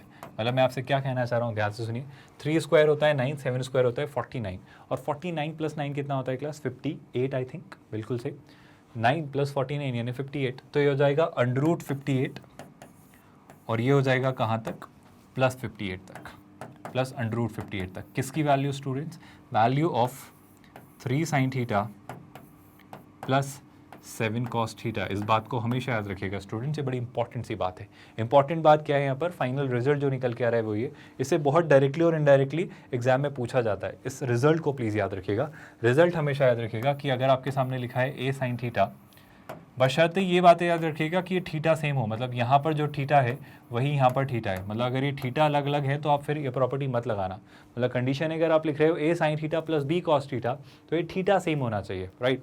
तब आप लिखेंगे कि सर इसकी जो मिनिमम वैल्यू है वो है under root over negative of under root over a square plus b square, और इसकी मैक्सिमम वैल्यू, और इक्वल का साइन होता है, ठीक है। तो मैक्सिमम वैल्यू कहाँ तक जाएगी, under root over a square plus b square. ये बड़ी स्टैंडर्ड सी प्रॉपर्टी है, इसे प्लीज़ हमेशा याद रखिएगा। चलिए, अगर यहाँ तक चीज़ें समझ आई तो वापस आते हैं हमारे रेंज के निकाल। ये एक अलग अलग टेक्निक है ना, कुछ कुछ स्टैंडर्ड टेक्निक्स डेवलप की गई।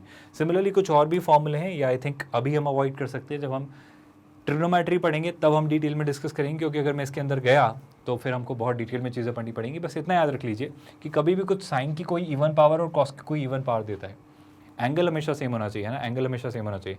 तो ये हमेशा 1/2n-1 से 1 तक ही होता है। इसकी रेंज फिक्स्ड है, रेंज में डोमेन की बात नहीं कर रहा हूँ। सिमिलरली अगर कोई मुझसे कहता है साइन की कोई ऑड पावर प्लस कॉस की भी वही ऑड पावर, और इंश्योर करिएगा कि एंगल भी सेम हो, अगर ऐसा कुछ हो तो हमेशा -1 से 1 के बीच ही होता है, हमेशा याद रखिएगा। बहुत मज़ेदार बात है।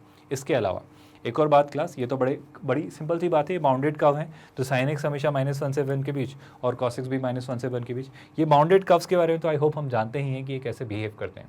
आई होप यहाँ तक आपको कोई कन्फ्यूजन नहीं है और चीज़ें समझ आई। एक ज़रूरी बात है कि हाँ, अक्सर या रादर हमेशा किसी भी फंक्शन की रेंज उसकी डोमेन पे डिपेंड करती है। तो कई बार तो आप डोमेन के थ्रू ही उसकी रेंज निकाल लेंगे, हमेशा याद रखिएगा। अक्सर कभी कभी range can also be found by finding absolute maxima and absolute minima. ये एब्सोल्यूट मैक्सिमा और एब्सोल्यूट मिनिमा कुछ ऐसे होते हैं, मान लो एक फंक्शन है, मतलब टू बी वेरी ऑनेस्ट, जब मैं एप्लीकेशन ऑफ डेरिवेटिव्स आपको पढ़ाऊंगा ना, तब मैं समझाऊंगा कि एब्सोल्यूट मैक्सिमा एब्सोल्यूट मिनिमा क्या होते हैं। बट मान लो एक फंक्शन है ना, उस फंक्शन का ग्राफ कुछ ऐसा है, उस फंक्शन का ग्राफ कुछ ऐसा है ना, ये कुछ है उसका ग्राफ। तो मान लेते हैं ये उसका एक मैक्सिमा है, वो इसको बियॉन्ड कभी नहीं जा रहा है, और इसका मिनिमा है वो इसके बियॉन्ड कभी नहीं जा रहा है, इसके नीचे कभी नहीं जा रहा है, उसके ऊपर कभी नहीं जा रहा है। तो हम कहेंगे ये इसकी मैक्सिमम वैल्यू और ये इसकी मिनिमम वैल्यू है। मतलब यहाँ पे कुछ वैल्यू होगी, लेट्स कॉल इट f(x2), और ये इसकी वैल्यू होगी, लेट्स कॉल इट f(x1). तो सर ये इससे कम नहीं होता है कभी, और वहाँ उससे ऊपर नहीं होता है, इसी के बीच होवर करता है। तो मैं कहूँगा ये इसका मिनिमा और ये उसका मैक्सिमम है। हालांकि इस बारे में हम डिटेल में बात एप्लीकेशन ऑफ डेरिवेटिव में पढ़ेंगे, जब मैक्सिमा मिनिमा ये सारे कंसेप्ट पढ़ेंगे। सो डोंट वरी, रेंज निकालने की काफ़ी सारी टेक्निक्स हम ट्रिग्नोमेट्री, फंक्शंस और rather application of derivative, differentiation, इन सब जगह डिस्कस करेंगे। फिलहाल के लिए जो तरीके आपको अभी सिखाए जा सकते हैं वो डेफिनेटली मैं एग्जाम्पल्स के थ्रू और क्वेश्चंस के थ्रू सिखाऊंगा। So don't worry about it. And yes of course, एक बड़ी इंपॉर्टेंट सी बात है, ये भी बात टू बी वेरी ऑनेस्ट वही है, पहले तो आपको पता करना होगा कि फंक्शन इंक्रीजिंग या डिक्रीजिंग। तो अगर एक फंक्शन इंक्रीजिंग है, मान लो इंक्रीजिंग मतलब क्या, छोटी वैल्यू के लिए छोटा, बड़ी वैल्यू के लिए बड़ा, तो उसकी मैं सबसे छोटी वैल्यू पता कर लूँगा कि उसकी सबसे कम वैल्यू क्या होती है, वहाँ पे मैं उसकी वैल्यू पता कर लूँगा। मैं पता कर लूँगा कि उसकी डोमेन में सबसे बड़ी वैल्यू क्या होती है, मान लो ये फंक्शन यहाँ तक आता है, तो मैं वहाँ पे उसकी वैल्यू पता कर लूँगा।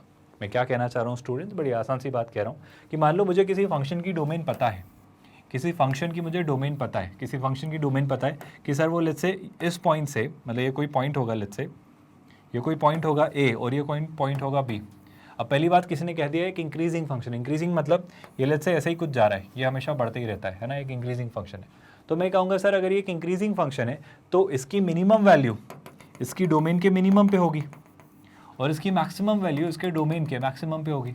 मतलब इसका जो डोमेन है, डोमेन इसका क्या था क्लास, ए से बी तक ये फंक्शन एग्जिस्ट करता है, और ये इंक्रीजिंग है, मतलब ए पे इसका मिनिमा होगा और बी पे इसका मैक्सिमा होगा। तो मैं कह दूंगा कि सर इसकी जो रेंज होगी वो होगी f(a) से f(b) तक। और इसी का वाइसा वर्सा, इसी की तरह सेम बात आपके डिक्रीजिंग फंक्शन के लिए भी ट्रू है। डिक्रीजिंग फंक्शन में मतलब क्या होगा स्टूडेंट्स, ज़रा दिमाग लगा के सोचिए।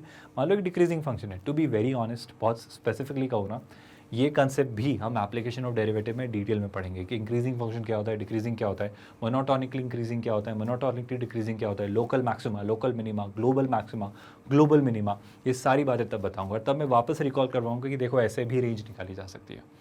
बहुत सारे तरीके हैं स्टूडेंट्स, तो ये सारे तरीके अलग अलग चैप्टर में डिस्कवर होते जाएंगे, बट फिलहाल हम जो जो सीख सकते हैं वो मैं थोड़ा सा एक ओवरव्यू देने की कोशिश करता हूँ। जैसे याद करो स्टूडेंट्स, हमने सीखा है ए टू द पावर एक्स का ग्राफ कैसा होता है, डिक्रीजिंग। कब? जब ए 0 और 1 के बीच हो। तो मान लो एक ऐसा कोई डिक्रीजिंग फंक्शन है ना, ऐसा कोई डिक्रीजिंग फंक्शन है और इसका डोमेन भी फिक्स्ड है। मान लो ये x1 से x2 तक ही एग्जिस्ट करता है, मतलब इस फंक्शन का डोमेन फिक्स्ड है x1 से x2 तक, और ये डिक्रीजिंग फंक्शन है। तो कहना है इसे कि सर छोटी वैल्यू पे सबसे बड़ी वैल्यू रिटर्न करेगा। मान लो ये डिक्रीजिंग है, डिक्रीजिंग मतलब क्या, ये ऐसे उठेगा नहीं ऑब्वियसली, ये डिक्रीजिंग है तो ये कुछ ऐसे ही होगा, है ना। तो इस पॉइंट पे इसका मैक्सिमा होगा, मतलब इस बार उल्टा हो जाएगा, इस बार आपको छोटी पे सबसे बड़ी वैल्यू मिलेगी, क्योंकि डिक्रीजिंग है, मतलब छोटी वैल्यू पे बड़ा होता है और सबसे बड़ी पे सबसे छोटा होता है। तो और x2 पे आपको क्या मिलेगा, x2 पे आपको इसका मिनिमा मिलेगा। तो इस केस में आप क्या कहोगे सर, इस केस में आप कहोगे कि इसकी जो रेंज है वो f ऑफ x2 से f ऑफ x के 1 के बीच है। मतलब ग्राफ्स हमेशा आपकी हेल्प करेंगे समझने में, है ना। ग्राफ से आप हमेशा आसानी से वर्कआउट कर सकते हो कि मिनिमा क्या है और मैक्सिमा क्या है, और मिनिमा और मैक्सिमा जो y एक्सिस पे होता है वही तो आपकी रेंज होती है। हालांकि इन सारी बातों को हम और डिटेल में डिस्कस करेंगे जब एप्लीकेशन ऑफ डेरिवेटिव डिस्कस करेंगे। तो इस बात को ऐसे समझिए कि अगर f ऑफ x a से बीच के बीच डिफाइंड है, जैसा अभी हमने डिस्कस किया, और f ऑफ x अगर एक इंक्रीजिंग फंक्शन है, तो आप याद रखिए कि f ऑफ a मिनिमा होगा और f ऑफ b मैक्सिमा होगा। अगर नहीं भी समझ आ रहा है तो चिंता मत करना, मैं डिटेल में समझाऊंगा एप्लीकेशन ऑफ डेरिवेटिव वाले चैप्टर में। सिमिलरली f ऑफ x एक फंक्शन है जो a से b पर डिफाइंड है, और अगर वो एक डिक्रीजिंग फंक्शन है, अगर वो एक डिक्रीजिंग फंक्शन है तो आपका f ऑफ a मैक्सिमा नहीं होगा, मिनिमा होगा, और f ऑफ b आपका मिनिमा नहीं मैक्सिमा होगा। सॉरी उल्टा बोल दिया, f ऑफ a आपका मैक्सिमा होगा और f ऑफ b मिनिमा होगा। आप हमेशा इस बात को याद रखिए। चलिए, आई होप यहाँ तक चीज़ें आपको इजीली समझ आ रही हैं और चीज़ें वर्कआउट हो रही हैं। इससे पहले हम कुछ और चीज़ें समझते हैं और कुछ रेंज के क्वेश्चंस करेंगे ताकि आपकी एक बेहतर अंडरस्टैंडिंग डेवलप हो पाए रेंज के क्वेश्चंस पर। शुरुआत करते हैं क्लास। यहाँ पर क्या कह रहा है वो, मान लो again to be very honest, यहाँ पर ना डिफरेंशिएशन का कंसेप्ट यूज़ हो रहा है, तो I don't want to introduce यहाँ, क्योंकि आप बहुत कंफ्यूज हो जाएंगे। तो अभी डिफरेंशिएशन वाला कंसेप्ट होल्ड पे रखिए। मैं बार बार कह रहा हूँ, जब डिफरेंशिएशन आएगा, एप्लीकेशन ऑफ डेरिवेटिव आएगा, ये कंसेप्ट फिर से शुरू होगा, और इसका ये जो एक और अलग तरीका है रेंज निकालने का, ये हम तब डिस्कवर करेंगे। फिलहाल हम इसको थोड़ा लिमिटेड रखेंगे। जो बेसिक नॉलेज अभी तक हमने डेवलप किया है उसके बेसिस पे क्या क्या रेंज को निकालने के तरीके हो सकते हैं, हम वही सिर्फ अभी डिस्कस करेंगे। तो शुरुआत करते हैं क्लास, ध्यान से सुनिए। यही बात है जो मैं बाद में डिस्कस करूंगा, तो इसके बारे में चिंता मत करो कि ये सब क्या है, don't worry about it, okay, skip it. But ये बहुत इजीली समझ आ जाएगा जब मैं ये कंसेप्ट आपको पढ़ा दूंगा, तो अभी के लिए हम इसे स्किप करेंगे, ठीक है। एक और ज़रूरी बात, the set of y coordinates of the graph of a function is the range। Obviously y coordinate पे फंक्शन कहाँ से कहाँ तक जा रहा है, जैसे हमने देखा है क्लास, y coordinate पे अगर मैं sin x का ग्राफ देखूँ तो y coordinate पे वो हमेशा -1 से 1 के बीच होता है ना। ये ग्राफ हमेशा ऐसे ही चलता है, तो हमेशा इसका रेंज क्या होगा, -1 से 1। तो अब बस ग्राफ देखो, ग्राफ y एक्सिस पे कहाँ चलता है। एक बात ग्राफ्स के थ्रू ही तो हमने डिस्कस की है। हर फंक्शन का ग्राफ दिखाते वक्त मैंने कहा था कि इसका y एक्सिस रीड करो, जहाँ तक y एक्सिस पे ग्राफ रीड हो रहा है वो उसकी रेंज है। यही बात तो हमने सीखी थी, क्या आपको याद है। सो ये भी रेंज निकालने का एक तरीका होता है। हालांकि इन सारे तरीकों में टू बी वेरी ऑनेस्ट, जितने तरीके अभी हम सीख सकते हैं थ्योरेटिकली मत सीखिए, कंसेप्चुअली सीखिए। उनको मैं एप्लीकेशन में डाल के सिखाता हूँ, मतलब मैं क्वेश्चंस में डाल के ये सारे तरीके जो अभी तक पढ़ाए हैं समझाता हूँ। तो चिंता मत करो, अगर थ्योरी में कहीं कोई कन्फ्यूजन रह भी गई ना, तो अब मैं रेंज तो मैं एक्चुअली समझाता हूँ कि कैसे निकाली जाती है। हर वो पॉइंट जो हमने डिस्कस किया, एक्सेप्ट एप्लीकेशन ऑफ डेरिवेटिव्स वाले, f' वाले पॉइंट, डिफरेंशिएशन वाले पॉइंट्स को छोड़कर हर वो तरीका मैं इन क्वेश्चंस के थ्रू आपको समझाने वाला हूँ। तो शुरुआत करते हैं क्लास इस वाले पार्ट की। जल्दी से हम साथ में ही डिस्कस करना शुरू करेंगे, बट स्टिल अगर आप उन कंसेप्ट्स के बेसिस पे इन क्वेश्चंस को ट्राई करना चाहते हैं तो ज़रूर एक बार वीडियो पॉज करिए और इन क्वेश्चंस को ट्राई करिए खुद से। आई होप आपने वीडियो पॉज करके क्वेश्चंस खुद से ट्राई करने की कोशिश की। तो पहला क्वेश्चन हम ट्राई करेंगे क्लास। पहले क्वेश्चन में क्या लिखा है वो सुनिए। f ऑफ x, जिसे आई थिंक मैं y भी लिख सकता हूँ। y किसके इक्वल दिया हुआ है स्टूडेंट्स, y मुझे दिया जा रहा है x² - 1। सो न्यूमरेटर में मेरे पास है, ध्यान से सुनिए, x² - 1। And what do we have in the denominator, denominator में हमारे पास है x² + x + 1। बहुत अच्छी बात है क्लास, हमारे पास डिनोमिनेटर में है x² plus x plus one. अब मेरा आपसे सजेशन था कि हमारी जो पहली मेथड थी अभी y x की टर्म्स में एक्सप्रेस्ड है, ऐसा कुछ भी दिखे ना, ऐसा कुछ भी दिखे पॉलिनॉमियल मतलब समथिंग अपॉन समथिंग, तो आप कोशिश करिएगा कि आप इसे x को y की टर्म्स में एक्सप्रेस कर पाए। मैं क्या कह रहा हूँ, x को y की टर्म्स में एक्सप्रेस करने की कोशिश करना, यानी मैं इसको ऐसा लिखने की कोशिश कर रहा हूँ। ध्यान से देखो, मैं इस पूरे डिनोमिनेटर को इधर मल्टीप्लाई कर रहा हूँ, तो ये हो जा रहा है वाई एक्स स्क्वायर, फिर ये हो जा रहा है वाई एक्स, फिर ये हो जा रहा है वाई, और ये भी उठा के इधर ले आ रहा हूँ, मतलब ये क्या हो जाएगा, is equal to x square minus one. I hope ऐसा कुछ हो जाएगा। अब ये दोनों पार्ट में उठा के इधर ला रहा हूँ, जैसे ऐसा करूँगा तो क्या होगा स्टूडेंट्स, ध्यान से देखिए, अगर मैंने ऐसा किया तो देखो ये हो जा रहा है वाई एक्स स्क्वायर, ये इधर लाते हो जाएगा माइनस एक्स स्क्वायर, फिर क्या बच रहा है क्लास, ये बच रहा है वाई एक्स, तो मैं ऐसा कैसा लिख देता हूँ वाई एक्स, और फिर क्या बच रहा है स्टूडेंट्स, फिर बच रहा है y और ये प्लस वन, तो मैं इसको y ले रहा हूँ और ये माइनस वन को इधर लाते हैं तो plus one is equal to zero. क्या आप देख पा रहे हैं ये क्वाड्रेटिक इक्वेशन है। थोड़ी बहुत हमने क्वाड्रेटिक इक्वेशन की जनरल नॉलेज डेवलप की है, but don't worry, quadratic equation and inequalities जैसा कि मैं कॉमेंट्स में भी पढ़ रहा हूँ, काफ़ी लोग चाह रहे हैं कि सर इनइक्वालिटीज़ और पढ़ाओ, चिंता मत करो, क्वाड्रेटिक इक्वेशंस और इनइक्वालिटीज़ एज अ चैप्टर हम डिटेल में पढ़ेंगे। अभी फिलहाल डोमेन और रेंज के लिए जितना चाहिए था वो मैंने थोड़ा सा ग्लिम्स आपको दिया है। टू बी वेरी ऑनेस्ट, काफ़ी सारे स्टूडेंट्स स्पेकुलेट कर रहे हैं कि सर लॉगरिथम तो खत्म कर दिया आपने, लॉगरिथम शुरू ही नहीं हुआ है। लॉगरिथम एज अ कंसेप्ट मैं पढ़ाऊंगा, इनइक्वालिटीज़ एज अ कंसेप्ट हम डिटेल में पढ़ेंगे, बट अभी फिलहाल जितनी बेसिक नॉलेज इस चैप्टर में ज़रूरत थी, क्योंकि हर चीज़ इंटर रिलेटेड है, मैथ्स में कुछ ना कुछ कहीं ना कहीं से लग ही जाता है, और ये IIT JEE का मैथ्स है जनाब, तो बिल्कुल सब जगह कुछ ना कुछ लग ही जाता है। तो पॉइंट है, अभी फिलहाल जितना ज़रूरी हो मैं पढ़ा रहा हूँ, बट हर चैप्टर को हम डिटेल में पढ़ेंगे, और जितना डिटेल में इस चैप्टर को पढ़ रहे हैं इतना ही डिटेल, इतना ही बेसिक लेवल पे जाके हम पढ़ेंगे, मतलब हम बेस से शुरू करेंगे और सच में जे एडवांस तक लेकर जाएंगे, चिंता मत करो। चलिए वापस आते हैं काम की बात पर। तो मुझे ये कुछ ऐसा सा दिख रहा है कि आपको यहाँ पर कुछ क्लिक हो रहा है, अगर अभी भी नहीं क्लिक हो रहा है तो मैं थोड़ा और सिंप्लीफाई करता हूँ। सुनो, मैं पहले यहाँ से एक्स स्क्वायर कॉमन लेता हूँ, एक्स स्क्वायर जैसे ही कॉमन लिया तो क्या बचेगा क्लास, जैसे ही एक्स स्क्वायर कॉमन लिया सर तो ये बचेगा y minus one. I hope आपको दिख रहा होगा, तो मुझे यहाँ पर दिखेगा y minus one x square common लेने के बाद फिर अगली टर्म क्या दिख रही है स्टूडेंट्स, अगली टर्म ध्यान से देखिए। नेक्स्ट टर्म मुझे यहाँ पे वाई एक्स ऐसा कैसा दिख रहा है, तो वाई एक्स ऐसा कैसे रहने देते हैं, तो दिख रहा है वाई एक्स, और फिर आगे क्या दिख रहा है स्टूडेंट्स, ज़रा फोकस करिए, मुझे आगे दिख रहा है वाई प्लस वन, बहुत बढ़िया, तो मुझे दिख रहा है y plus one. I think चीज़ें ऐसी ही हैं, और ये मुझे कुछ टर्म्स दिखी जो कि है इक्वल टू जीरो। क्या सर यहाँ से कुछ सोच सकता हूँ, मैं बिल्कुल सोच सकता हूँ। याद करिए स्टूडेंट्स, इस बात को भूल के थोड़ी देर के लिए वो बात याद करिए जो हमने अभी तक डिस्कस की है। हमने क्या डिस्कस किया है, हमने डिस्कस किया है कि सर अगर एक क्वाड्रेटिक इक्वेशन होती है ax square plus b x plus c, है ना, ये क्वाड्रेटिक इक्वेशन है ax square plus b x plus c. बस इसमें एक बात को सोचो क्लास, यहाँ पर ध्यान से देखो, ये हमारा क्वेश्चन है x square minus one upon x square plus x plus one. ज़रा सोच के देखो स्टूडेंट्स, ज़रा सोच के देखो, अगर इस इक्वेशन में मैं देखना चाहूँ तो क्या x सारी रियल वैल्यूज़ के लिए डिफाइंड है, क्या x कभी भी कोई प्रॉब्लम क्रिएट करेगा। मैं अगर कोशिश करूँ इस बात को समझाने की तो मैं कह रहा हूँ सर x कभी कोई प्रॉब्लम क्रिएट नहीं करेगा। मैं ऐसा क्यों कह रहा हूँ और इतने यकीन के साथ क्यों कह रहा हूँ, उस बात को समझो। मैं वापस आता हूँ इस बात पे। क्वाड्रेटिक से पहले इस क्वेश्चन को देखो, इस क्वेश्चन में था एक्स स्क्वायर माइनस वन और डिनोमिनेटर में था x square plus x plus one. मैं वापस इस बात पे आऊँगा, पर पहले इस बात को समझो। मैं अगर इस फंक्शन का डोमेन निकालना चाहूँ, इस फंक्शन का डोमेन, क्योंकि हमने कंडीशन क्या सीखी थी कि सर y x की टर्म्स में एक्सप्रेस्ड होता है, फिर मैं x को y की टर्म्स में एक्सप्रेस करूँगा, और मैं ये देखूँगा कि अब मैं जब x को y की टर्म्स में एक्सप्रेस कर दे रहा हूँ तो उसकी डोमेन क्या है, क्योंकि अब जब मैंने x को y की टर्म्स में एक्सप्रेस कर दिया तो जो डोमेन होगी वही रेंज होगी, क्योंकि अब आप y की वैल्यूज़ निकाल रहे हो। आई होप आप मेरी बात समझ पा रहे हो, बट आपको इंश्योर करना पड़ेगा कि जो x की वैल्यूज़ है वो अफेक्ट ना हो। तो पहले मैं x की वैल्यूज़ निकाल लेता हूँ। मैं पूरा क्वेश्चन समझा रहा हूँ और मैं एक एक पॉइंट आपको डिटेल में समझा रहा हूँ कि देखो चीज़ें कैसे सोचनी है, घबराना मत, बस बने रहना। ध्यान से देखो क्लास, यहाँ पर अगर मैं सोचना चाहूँ सर न्यूमरेटर में क्या प्रॉब्लम है, न्यूमरेटर एक पॉलिनॉमियल फंक्शन है, numerator x square minus one एक पॉलिनॉमियल फंक्शन है, तो एक्स की सारी वैल्यूज़ के लिए ट्रू होता है। अरे पॉलिनॉमियल याद करो, इवन पावर हो या ऑड पावर, वो हमेशा एक्स की सारी वैल्यूज़ के लिए एग्जिस्ट करते हैं, याद आ रहा है। सिमिलरली अगर x square plus x plus one, ये भी एक पॉलिनॉमियल फंक्शन है, सिंपल सी क्वाड्रेटिक, ये भी एक्स की सारी वैल्यूज़ के लिए एग्जिस्ट करेंगे, तो इसको भी कोई प्रॉब्लम नहीं होगी। बस एक चीज़ का यहाँ पे ध्यान रखना पड़ेगा कि डिनोमिनेटर जीरो ना हो, याद आ रहा है क्लास। अगर मैं डोमेन की बात करूँ, बस मैं डोमेन समझाना चाह रहा हूँ, तो सर डिनोमिनेटर जीरो नहीं होना चाहिए, मतलब आपका डिनोमिनेटर क्या है x square plus x plus one, ये जीरो नहीं होना चाहिए। देख लेते हैं जीरो बनता है या नहीं। मेरी एक बात सुनो स्टूडेंट्स, याद करो, मैं क्या इसको परफेक्ट स्क्वायर में कन्वर्ट कर सकता हूँ? परफेक्ट स्क्वायर में कन्वर्ट करोगे ना तो आपको दिखेगा नेगेटिव बन सकता है नहीं, तो परफेक्ट स्क्वायर में अगर मैंने कन्वर्ट करने की कोशिश की तो ध्यान से देखो, मुझे ये दिख रहा है सर कि पहले तो ये एक्स स्क्वायर है, अच्छी बात है एक्स स्क्वायर है, क्या मैं यहाँ पर x के साथ 2 से मल्टीप्लिकेशन और 2 से डिवीजन कर सकता हूँ?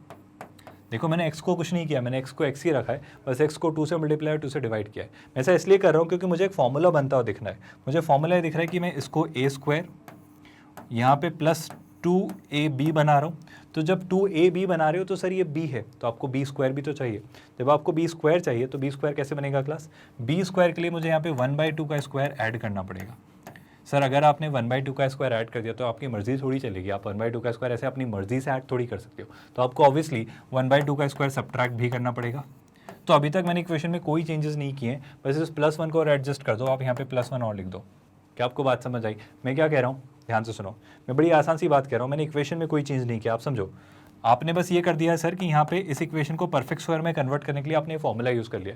सर a स्क्वायर, x तो x ही है और 1 1 ही है, और ये दोनों तो आपस में कैंसिल हो रहे हैं ना, तो ये इक्वेशन यही एक इक्वेशन है। क्या आपको ये बात समझ आई? ये दोनों एक ही हैं, पर इसमें फ़ायदा ये हो गया सर कि a square plus 2ab plus b square, और a square plus 2ab plus b square को मैं लिख सकता हूँ a प्लस b का होल स्क्वायर। आई होप आपको क्लिक हो रहा है। तो a प्लस b का होल स्क्वायर हम बनाएंगे, तो मैं इसको लिखूंगा x प्लस 1/2 का होल स्क्वायर। तो मैंने इतनी सारी चीज़ें यूज़ कर ली, तो बचा क्या? 1/2 का स्क्वायर प्लस 1। 1/2 का स्क्वायर क्या होता है स्टूडेंट्स? 1/2 का स्क्वायर होता है 1/4। 1 माइनस 1/4, 1 माइनस 1/4 कितना होता है? 3/4। क्या आपको दिख रहा है? 1 माइनस 1/4 होता है 3/4। क्या आप सोच सकते हो कि इस एक्सप्रेशन की वैल्यू कभी भी नेगेटिव होगी क्या? मैं चाहता हूं कि आप थोड़ा सा पॉज लेकर मुझे सोच के बताओ कि क्या इस एक्सप्रेशन की वैल्यू कभी भी नेगेटिव हो सकती है? इसे देखकर जरा ट्राई करके मुझे बताइए जल्दी से। आप इसको सोचिए स्टूडेंट्स कि अगर ये एक्सप्रेशन जो है ये अगर ऐसा लिखा जा सकता है तो ये कभी नेगेटिव होगा क्या? सोचो, ये परफेक्ट स्क्वायर है, परफेक्ट स्क्वायर मिनिमम 0 लेते हैं, परफेक्ट स्क्वायर मिनिमम वैल्यू अपनी 0 लेते हैं। सोचो x की वैल्यू जब -1/2 होगी ना, तो -1/2 प्लस 1/2 0 होगा, 0 का स्क्वायर 0। वरना जितना x नेगेटिव पॉजिटिव करोगे ये वैल्यू का स्क्वायर उतना ही बड़ा होता जाएगा, और उस पॉजिटिव वैल्यू में 3/4 तो हमेशा इसको पॉजिटिव रखेगा ना। मतलब मैं कहना चाह रहा हूँ ये जो आपने एक्सप्रेशन निकाला है अभी, ये expression is always going to be greater than 3/4। आप सोच के देखो, ग्रेटर देन इक्वल टू 3/4, क्योंकि इसकी मिनिमम वैल्यू 0 होगी, वो भी कहाँ? x की वैल्यू -1/2 पे। उसके अलावा -1/2 से छोटा लोगे या -1/2 से बड़ा भी लोगे तो ये हमेशा पॉजिटिव ही होगा, क्योंकि इसका परफेक्ट ये एक स्क्वायर है और उसमें 3/4 आप ऐड कर रहे हो, तो ये एक्सप्रेशन मिनिमम 3/4 होगा। ये एक्सप्रेशन मतलब ये वाला, मतलब ये एक्सप्रेशन हमेशा 3/4 से बड़ा होगा। आपको ये बात समझ आ रही है मैं ऐसा क्यों कह रहा हूँ? मैं ऐसा इसलिए कह रहा हूँ क्योंकि मुझे पता करना था कि ये डिनोमिनेटर कभी 0 होगा कि नहीं। सर ये अगर 3/4 से हमेशा बड़ा है, मतलब हमेशा पॉजिटिव है, तो ये कभी 0 हो ही नहीं रहा है। मतलब मैं कहना चाह रहा हूँ कि सर ये तो ऑल द रियल नंबर्स के लिए एग्जिस्ट करता था, x की सारी रियल वैल्यूज़ के लिए, ये भी x की सारी रियल वैल्यूज़ के लिए एग्जिस्ट करता है। सर ये कभी 0 भी नहीं हो रहा है, क्योंकि x की कुछ भी वैल्यू ट्राई कर लो ये 0 हो गई नहीं। आप मुझे बता दो कोई वैल्यू ढूंढ करके जो 0 हो रहा है। 0 भी रखो, 0 + 0 + 1, -1/2 रख लो, तो -1/2 का स्क्वायर 1/4, -1/2 + 1, ये भी पॉजिटिव है, तो ये कभी 0 होगा ही नहीं। आपके सामने मैथमेटिकली प्रूव किया है। और तो घबराना मत ये सोच के कि सर ऐसा आपने कैसे सोचा। जब मैं क्वाड्रेटिक पढ़ाऊंगा ना डिटेल में, तो बताऊंगा कि इसको इतना सोचने के बजाय भी एक आसान तरीके से सोच सकते थे, बताऊंगा, चिंता मत करना, है ना। पर फिलहाल के लिए मैं समझाना चाह रहा हूँ कि ये भी ऑल द रियल वैल्यूज़ के लिए ट्रू है, x की ये भी ऑल द रियल वैल्यूज़ के लिए ट्रू है, और कुछ नहीं हट रहा है। मतलब सर y जो है वो x की सारी रियल वैल्यूज़ के लिए एग्जिस्ट करता है। मतलब इस फंक्शन का जो डोमेन है वो x की सारी रियल वैल्यूज़ के लिए एग्जिस्ट करता है, और इस फंक्शन का डोमेन अगर x की सारी रियल वैल्यूज़ के लिए एग्जिस्ट करता है, मतलब x कोई भी रियल वैल्यू ले सकता है। और क्या आपको याद है, अगर मैं इसको एक क्वाड्रेटिक की तरह ट्रीट करूँ, ax² + bx + c = 0, और x सारी रियल वैल्यूज़ के लिए एग्जिस्ट करता है। याद करो स्टूडेंट्स, क्वाड्रेटिक याद करो जल्दी से। देखो हमने क्या सीखा है स्टूडेंट्स, एवरीवन, हमने सीखा है सर ax² + bx + c, है ना, एक क्वाड्रेटिक होती है। इसका डिस्क्रिमिनेंट क्या होता है? सर इसका डिस्क्रिमिनेंट होता है b² - 4ac। और हमने 3 बातें की हैं। मान लेते हैं थोड़ी देर के लिए a पॉजिटिव है, जनरली ये पॉजिटिव रहता है, तो 3 केसेस बनते हैं क्लास। अगर a पॉजिटिव है तो जब डिस्क्रिमिनेंट ग्रेटर देन 0 हो तो आपके 2 रूट्स आते हैं, x एक्सिस को इंटरसेक्ट करता है। जब आपका डिस्क्रिमिनेंट इक्वल टू 0 हो तो आपका एक ही रूट आता है और वो x एक्सिस को टच करके निकल जाता है, वहीं पे अल्फा और बीटा होते हैं। लेकिन सर जैसे ही गड़बड़ होना शुरू होती है, गड़बड़ कब होती है क्लास? गड़बड़ तब होती है जब आपका डिस्क्रिमिनेंट नेगेटिव हो। डिस्क्रिमिनेंट नेगेटिव होना मतलब b² - 4ac नेगेटिव हो। इसका होने का मतलब कि सर b² अगर 4ac से छोटा है, ये बात याद रखिएगा, इंपॉर्टेंट बात है। अगर b² 4ac से छोटा है तो उस केस में आपका क्वाड्रेटिक का कर्व जो पैराबोला होता है अपवर्ड फेसिंग, वो हमेशा x एक्सिस से ऊपर होता है, क्योंकि इंटरसेक्ट नहीं कर रहा है ना, क्योंकि रूट्स रियल नहीं है, रूट्स एग्जिस्ट ही नहीं करते हैं, रूट्स इमेजिनरी होते हैं, तो उस केस में ये हमेशा ऊपर होता है। सोचो, जल्दी से याद करो क्लास। अब बात निकली है तो हम डिस्कस कर लेते हैं। हमारी क्वाड्रेटिक थी x square plus x plus one, है ना। इसका डिस्क्रिमिनेंट निकालते हैं। डिस्क्रिमिनेंट क्या होगा, सोचो, बी स्क्वायर यानी 1, एक्स का कोफिशिएंट 1, 1 का स्क्वायर 1, माइनस 4 इंटू ए, एक्स स्क्वायर का कोफिशिएंट 1, ये 1, तो ये हो जाएगा 1 इंटू 1। आप बताओ सोच के कितना आ रहा है, 1 minus 4 that's minus 3। So sir discriminant अगर नेगेटिव आ रहा है तो क्वाड्रेटिक का जो कर्व है, जो पैराबोला है, वो हमेशा एक्स एक्सिस के ऊपर है। और अगर ये एक्स एक्सिस के ऊपर है स्टूडेंट्स, तो क्या ट्रू है सर, क्या समझ आ रहा है, अगर ये एक्स एक्सिस के ऊपर है मतलब इसकी मिनिमम वैल्यू यहाँ कहीं होगी। इसकी मिनिमम वैल्यू एक्सिस के ऊपर कुछ होगी, मतलब वाई की कुछ पॉजिटिव वैल्यू होगी। ये कोई पॉजिटिव वैल्यू है। अरे यही तो मैं कह रहा था, जब हमने इसका कर्व बनाया था इसकी मिनिमम वैल्यू क्या आ रही थी, इसकी मिनिमम वैल्यू 3/4 आ रही थी और मैक्सिमम तो चलती चली जाएगी आप जितनी बढ़ाओगे। तो यही तो मैं कहना चाह रहा हूँ कि अगर किसी कर्व का डिस्क्रिमिनेंट नेगेटिव है, अगर किसी कर्व का डिस्क्रिमिनेंट नेगेटिव, मतलब इतना सोचने की टू बी वेरी ऑनेस्ट जरूरत ही नहीं है, इतना कुछ करने की जरूरत ही नहीं है। एक और तरीका हो सकता था कि सर मैं इसका फटाफट डिस्क्रिमिनेंट निकालता, क्योंकि मैं चेक करना चाह रहा था जीरो हो रहा है या नहीं, तो मैं रूट्स निकालने की कोशिश करता है इसकी। तो रूट्स क्या आते सर, डिस्क्रिमिनेंट निकालता। डिस्क्रिमिनेंट क्या आता, नेगेटिव। और जैसे ही डिस्क्रिमिनेंट नेगेटिव आता, मैं कहता रूट्स एग्जिस्ट नहीं करते हैं। सर रूट्स ही अगर एग्जिस्ट नहीं करते हैं तो ये कभी जीरो ही नहीं होगा। और ये कभी जीरो क्यों नहीं हो रहा है, क्योंकि ये हमेशा एक्स एक्सिस के ऊपर है, मतलब एक्स एक्सिस को इंटरसेक्ट ही नहीं कर रहा है। जहाँ इंटरसेक्ट करता है वहाँ रूट्स होते हैं ना। ये बात क्वाड्रेटिक में मैं और डिटेल में समझाऊंगा, बट मैं क्या कह रहा हूँ सर, एक्स एक्सिस को इंटरसेक्ट ही नहीं कर रहा है, मतलब रूट्स ही नहीं है, मतलब एक्स एक्सिस के हमेशा ऊपर है क्योंकि रूट्स इमेजिनरी हैं। तो फाइनली मैं कहना चाह रहा हूँ कि हमेशा मिनिमम वैल्यू जो लेगा वो कोई ना कोई पॉजिटिव वैल्यू लेगा। इस बात से मेरा क्या लेना देना है सर, मेरी बात तो ये है, प्लीज़ ध्यान से सुनिए कि सर अगर आपको किसी ने कहा कि अगर आपकी क्वाड्रेटिक है x square plus b x plus c, और अगर इसके रूट्स रियल हैं, अगर इसके रूट्स जो हैं, जो आप रूट्स निकाल रहे हो सर, वो जो रूट्स हैं, रूट्स क्या होते हैं क्लास, अल्फा और बीटा। अल्फा और बीटा मतलब जहाँ पे क्वाड्रेटिक एक्स एक्सिस को इंटरसेक्ट करती है, अगर वो रूट्स रियल हैं तो सर ये रियल तब ही होते हैं जब आपका डिस्क्रिमिनेंट या तो ग्रेटर देन जीरो हो या इक्वल टू जीरो हो। क्योंकि याद करिए, ग्रेटर देन जीरो में ये दो बार इंटरसेक्ट करेगा, वो दोनों पॉइंट्स होंगे अल्फा और बीटा, या फिर अगर इक्वल टू जीरो है तो भी एक्स एक्सिस में इंटरसेक्ट करेगा और अल्फा और बीटा दोनों इक्वल होंगे, तब वो इक्वल टू जीरो होगा डिस्क्रिमिनेंट, या फिर ग्रेटर देन जीरो। तो मैं ये कहना चाह रहा हूँ कि अगर मेरे पास एक क्वाड्रेटिक है जिसमें बोला जा रहा है कि एक्स की सारी रियल वैल्यूज़ के लिए वो एग्जिस्ट करता है, अरे हमने अभी ही तो कंक्लूड किया, अभी तो हमने निकाला कि सर ये भी सारी रियल वैल्यूज़ के लिए होता है, ये भी सारी रियल वैल्यूज़, मतलब एक्स जो है वो सारी रियल वैल्यूज़ ले सकता है। सर एक्स रियल वैल्यूज़ ले सकता है मतलब इसके रूट्स रियल हैं, और अगर इसके रूट्स रियल है इसका ये मतलब है स्टूडेंट्स, कि इस क्वाड्रेटिक के रूट्स रियल हैं, क्योंकि यहाँ पे x all the real values ले सकता है। और अगर इस क्वाड्रेटिक के रूट्स रियल हैं, मतलब इस क्वाड्रेटिक का जो डिस्क्रिमिनेंट आएगा वो greater than equal to zero होगा। यही उस लाइन का मतलब था जो रेंज की पहली लाइन लिखी हुई थी।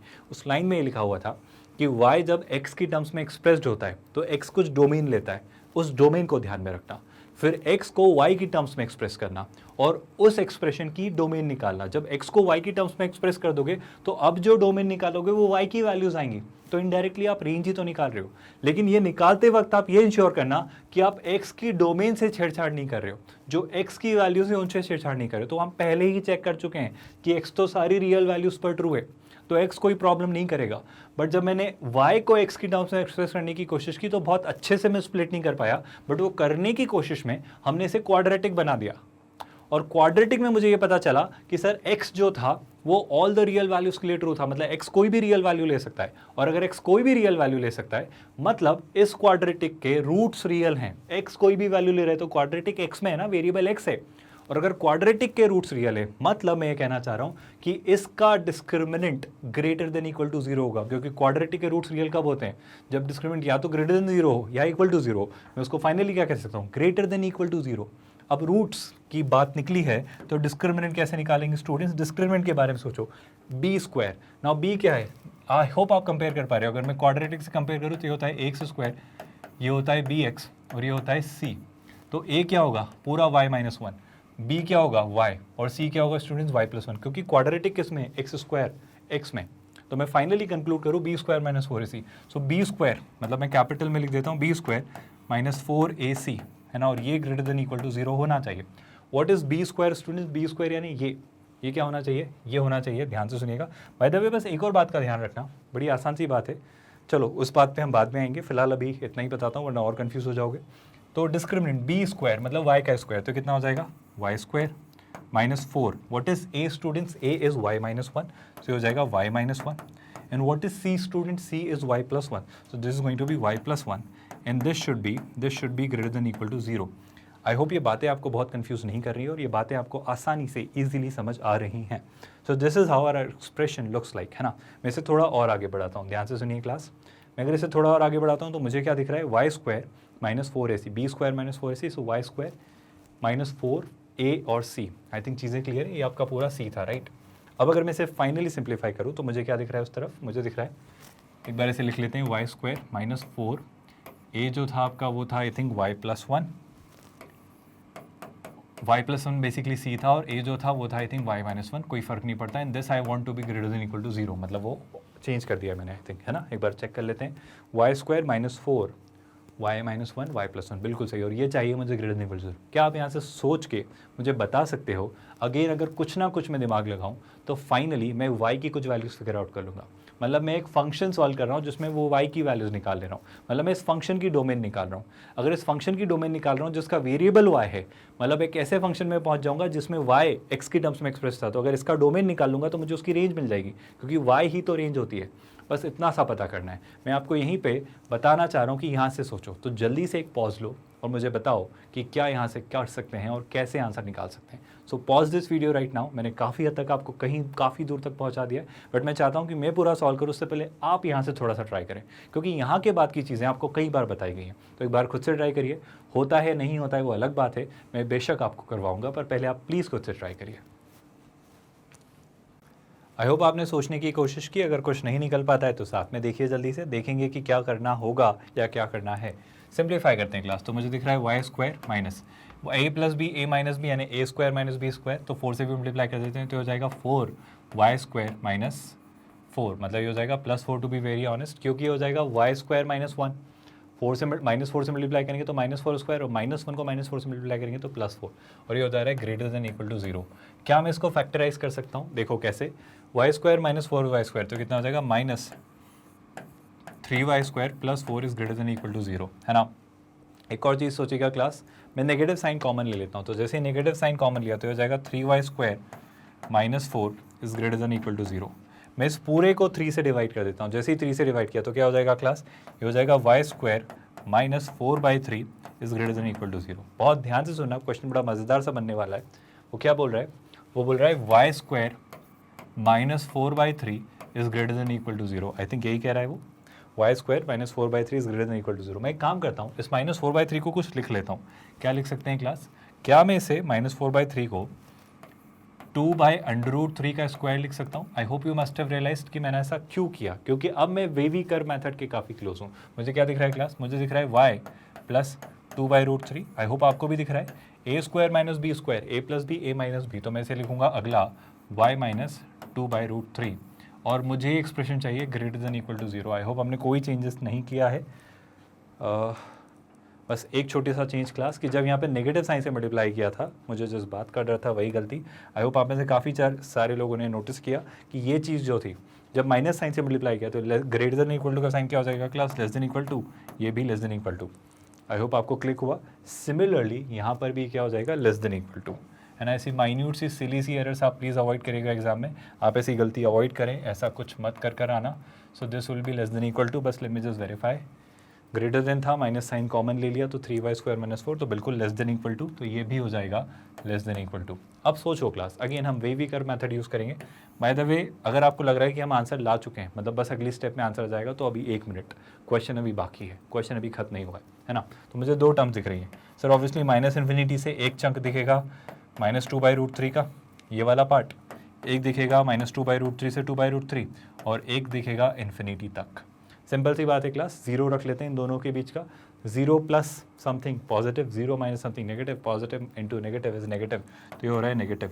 तो ऑब्वियसली ये सेगमेंट क्या होगा, पॉजिटिव, और ये सेगमेंट भी क्या होगा, पॉजिटिव। मुझे चाहिए लेस देन 0, तो मेरे अकॉर्डिंग जो आंसर होना चाहिए, आई थिंक हम बिल्कुल सही जा रहे हैं, तो मेरे अकॉर्डिंग जो आंसर होना चाहिए अभी फ़िलहाल, सुनिएगा आंसर अभी नहीं है, मेरे अकॉर्डिंग जो आंसर होना चाहिए सर वही होगा कि आपको क्या चाहिए था, आपको ये एक्सप्रेशन नेगेटिव चाहिए, तो आप बोलेंगे माइनस 2/3 से 2/3 तक, और इक्वल टू अलाउड है तो आप बोलोगे माइनस 2/3 इंक्लूड करके प्लस 2/3 को भी इंक्लूड कर लो। मतलब आपके अकॉर्डिंग आंसर होना चाहिए सर, y की वैल्यू जो होगी वो होगी माइनस 2/√3 से +2/√3। बट एक मिनट, अभी आप रुकिए ज़रा, इसमें एक छोटा सा चेंज है। छोटा सा चेंज हम सब भूल गए, हमने ध्यान ही नहीं दिया। हमने ध्यान ये नहीं दिया कि सर ये क्वाड्रेटिक है, ये एक क्वाड्रेटिक है। और क्या आपको पता है क्वाड्रेटिक में जो सबसे ज़रूरी बात ये होती है कि क्वाड्रेटिक ये तब डिफाइंड होती है जब x² का कोफिशिएंट क्या हो, नॉन ज़ीरो। चलो इसको ऐसे समझाता हूँ एक और तरीके से, याद करो स्टूडेंट्स, ये क्वाड्रेटिक है, तो अगर इसका मैं रूट निकालता, तो रूट क्या होता सर? क्वाड्रेटिक इक्वेशन जो होती है ax² + bx + c = 0, इसका रूट क्या होता है? जो आप अल्फ़ा और बीटा निकालते हैं श्रीधराचार्य मैथड, वो होती है -b ± √, क्या होती है भाई, b² - 4ac/2a। तो डिनोमिनेटर में क्या आता है? a, और डिनोमिनेटर में अगर a आता है तो यहाँ से ये बात पता चलती है कि a कभी क्या नहीं हो सकता, 0। और ये तो हमें पता है ना, हमने क्वाड्रेटिक के डेफिनेशन में सीखा है। क्या सीखा है सर? कि किसी भी क्वाड्रेटिक में x² का कोफिशिएंट 0 नहीं होता। मतलब आपने एक बात भूल गए सर, आप एक बात भूल गए। क्या हमको इतनी सारी बातें याद रखनी पड़ेंगी? बिल्कुल याद रखनी पड़ेंगी। तो बारीकियों का ही ये खेल है जनाब, ये सारा गेम ही गहराइयों का है। तो मुझे एक और बात याद रखनी पड़ेगी कि जो x² का कोफिशिएंट था, क्या था सर? वो था y-1, वो भी 0 नहीं होना चाहिए। यानी y क्या नहीं होना चाहिए? 1 नहीं होना चाहिए। इस बेसिस पर मैं एक और फाइनल कंक्लूजन दूंगा कि सर यहाँ पे आपने देखा होगा कि अगर y 1 नहीं होना चाहिए तो 1 क्या होगा स्टूडेंट्स? 2/√3 कितना होगा? 2 होता है, √3 1.7 होता है, तो 2/1.7 1 से बड़ा होगा, है ना। तो -1 मुझे यहाँ कहीं मिलेगा और +1 मुझे यहाँ कहीं मिलेगा, है ना। तो ये दोनों पॉइंट्स आपको नहीं लेने हैं क्योंकि इन पर ये quadratic, I am really sorry, सिर्फ आपको +1 नहीं लेना है। -1 लेने में क्या दिक्कत है? मैं एक बार चेक करता हूँ मैंने कुछ गड़बड़ तो नहीं की। यस, ये y-1 ही है ना, बस एक बार चेक कर लेते हैं स्टूडेंट्स, कुछ कन्फ्यूजन तो नहीं हो रही है। बिल्कुल ये y-1 ही है। तो -1 मैंने पता नहीं क्यों लिखा, -1 लिखने की ज़रूरत नहीं है। -1 is not a matter of concern for us. Just give me a second students, हम जस्ट टेकिंग इट बैक। सो एक सेकेंड का आप इंतज़ार करिए। आई थिंक मैं कुछ अंडू नहीं कर रहा हूँ, मैं बस -1 को हटाना चाह रहा हूँ, है ना। तो जैसे ही आप -1 is not a matter of concern for us, हमारे लिए बस मसला है कि y 1 ना हो। और जब मसला है y 1 ना हो तो 1 यहाँ कहीं आता है। तो सर 1 पे नॉट डिफाइंड है, बस 1 मत लेना सर। जैसे ही आप 1 पे नॉट डिफाइंड है, 1 नहीं लेना चाह रहे हैं, तो आप बोलेंगे आंसर ये बिल्कुल था सर, लेकिन इसमें से 1 हटाना है। तो एक तरीका तो लिखने का ये हो गया कि इसमें से 1 हटा दो। या फिर एक तरीका क्या होगा सर? एक तरीका हो सकता है कि आप लिखते y belongs to all the values from -2/√3 से, क्योंकि आप ये इंक्लूड कर रहे हैं से 1 तक, लेकिन 1 इंक्लूड नहीं करना है, यूनियन 1 से +2/√3 तक, +2/√3 तक इंक्लूडिंग दिस। तो ये भी एक तरीका होता है। 1 को हमने एक्सक्लूड कर दिया, या तो ऐसे या ऐसे, तो दोनों एक ही बात है। तो इस क्वेश्चन का जो आप आंसर लिखते हैं स्टूडेंट्स, इस क्वेश्चन का जो आप आंसर लिखते हैं, काफ़ी लेंदी हो गया, इस क्वेश्चन का जो आप आंसर लिखते हैं वो कुछ ऐसा होता है जो भी हमने लिख के बताया। ये दोनों क्वेश्चंस आप नोट डाउन कर सकते हैं, दोनों क्वेश्चंस लिख के रख लीजिए। इन्हें मैं एज एन होमवर्क दे रहा हूँ, इन्हें एज हम होमवर्क लेना चाह रहे हैं। इन दोनों क्वेश्चंस को हम नेक्स्ट लेक्चर में शुरुआत से डिस्कस करके रेंज को और डिटेल में समझेंगे। तो रेंज पर अभी काफ़ी सारे लेक्चर्स बाकी हैं, क्योंकि रेंज थोड़ा सा कॉम्प्लिकेटेड था सिनेरियो। क्योंकि डोमेन तो बहुत आसानी से सोच सकते हो आप, क्योंकि आपको स्टैंडर्ड फंक्शंस पता है, बस उन्हीं का इंटरसेक्शन लगा के बेसिक सी प्रॉपर्टीज़ लगा के निकाल लेना होता है। बट रेंज में बहुत सारे तिकड़म भिड़ा के सोचना पड़ता है, मतलब बहुत out of the box ideas लाने पड़ते हैं, तब रेंज निकलती है। और कुछ भी सिली सा पार्ट मिस हुआ, जैसे आपने देखा था ax² + bx + c, जो हमने अभी देखा, तो उसमें x² का कोफिशिएंट भी 0 नहीं होना चाहिए। मतलब आपको फंक्शन की कितनी डिटेल्ड अंडरस्टैंडिंग होनी चाहिए रेंज के क्वेश्चंस के निकालते वक्त, क्योंकि आप कुछ भी माइन्यूट सी गलती करेंगे, एक भी छोटी सी गलती हुई और आप वो पार्ट ही मिस कर जाओगे ना। मतलब आपको ऑप्शन में दोनों ऑप्शन दिए जाएंगे, आप समझो। आपको क्वेश्चन जब IIT JEE पूछेगा तो वो आपको ये ऑप्शन भी देगा, मतलब यहाँ पे ये हटा के ये ऑप्शन भी देगा और ये भी देगा, और आप सीधे ऑप्शन ए में ये देख के मार्क करके आ जाओगे, और यहाँ पे ये ट्रिकी पार्ट आप मिस कर जाओगे। तो हमेशा थोड़ा ध्यान रखना, be very careful, be very cautious, be very alert and attentive while solving questions based on range. हालांकि अभी हमने सिर्फ एक ही क्वेश्चन किया है, थोड़ा सा लेंदी, थोड़ा सा टफ, थोड़ा सा कॉम्प्लेक्स क्वेश्चन था, I understand. But I hope इस लेंदी क्वेश्चन ने आपको बहुत गहराई में ले जाकर चीज़ें बताई कि कैसे कैसे चीज़ें होती हैं। 2 और क्वेश्चंस थे, आई होप आपने उनका स्क्रीनशॉट लिया, उन्हें आप अटेम्प्ट करेंगे। मैं फिर से एक बार आपको दोनों क्वेश्चन दिखा देता हूँ, अगर आप स्क्रीनशॉट या पॉज करके उन्हें नोट डाउन नहीं कर पाए। तो ये दोनों क्वेश्चंस से ही हम नेक्स्ट लेक्चर शुरू करेंगे, और भी इसके अलावा रेंज पे काफ़ी सारे वैरायटी ऑफ क्वेश्चंस हम करेंगे, जिससे आपको रेंज पे एक और अंडरस्टैंडिंग डेवलप हो जाए। रेंज का बहुत अच्छा न्यूएंस समझ आ जाए कि देखो ऐसे ऐसे ऐसे बारीकियाँ हैं, ऐसे ऐसे चीज़ें होती हैं और इस तरीके से सोचा जाता है। तो पूरी डाइवर्सिफाइड मतलब अलग अलग वेराइटी ऑफ क्वेश्चंस के थ्रू आई टेल यू कि देखो रेंज पे ऐसे ऐसे क्वेश्चंस बनते हैं और इनको ऐसे सोचा जाता है।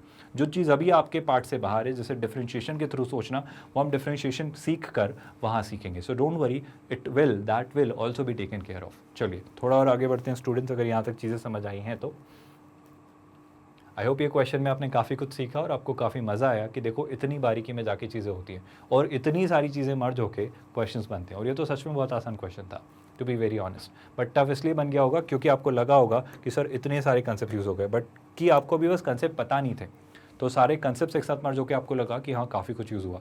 थोड़ी सी अगर कमांड डेवलप हो जाएगी ना, थोड़ा सा सेंस डेवलप हो जाएगा, थोड़ी सी कंफर्ट आपकी बढ़ जाएगी अलग अलग कंसेप्ट के साथ, तो एक क्वेश्चन एक्चुअली 4 से 5 स्टेप का था, क्योंकि बस अभी आपको सारे कंसेप्ट्स नहीं पता है। तो कोई भी क्वेश्चन करने के लिए मुझे 4-5 कंसेप्ट्स एक साथ उठा के लाने पड़ते हैं। Inequalities, wavy curve method, quadratic, तो हर चीज़ हमको एक साथ सोचनी पड़ती है, तब जाकर हम क्वेश्चन कर पाते हैं। बट ग्रेजुअली जैसे जैसे चैप्टर्स होते जाएंगे, आपकी हर कंसेप्ट पर, हर चैप्टर पर कमांड डेवलप होगी, तो मुझे ऐसे हर चीज़ याद नहीं दिलानी पड़ेगी, तब बहुत जल्दी आप सोच पाएंगे। So don't worry about that, वो दिन भी आएंगे। बट फिलहाल तो अभी हमें सिर्फ सोचते चले जाना है, अभी हमें सिर्फ सीखते चले जाना है। मतलब अभी फिलहाल वक्त है नींव अच्छी करने का। जैसे ही बेस अच्छा हो जाएगा, आप आराम से दीवारें खड़ी करिएगा, बहुत मजबूत दीवारें बनेंगी। तो क्या आप जानते हैं, जो हमारी www.magnetbrains.com ये जो वेबसाइट है, यहाँ पर आपको मैग्नेट ब्रेन्स पर इंडिया का number 1 100% free online quality education content मिलता है।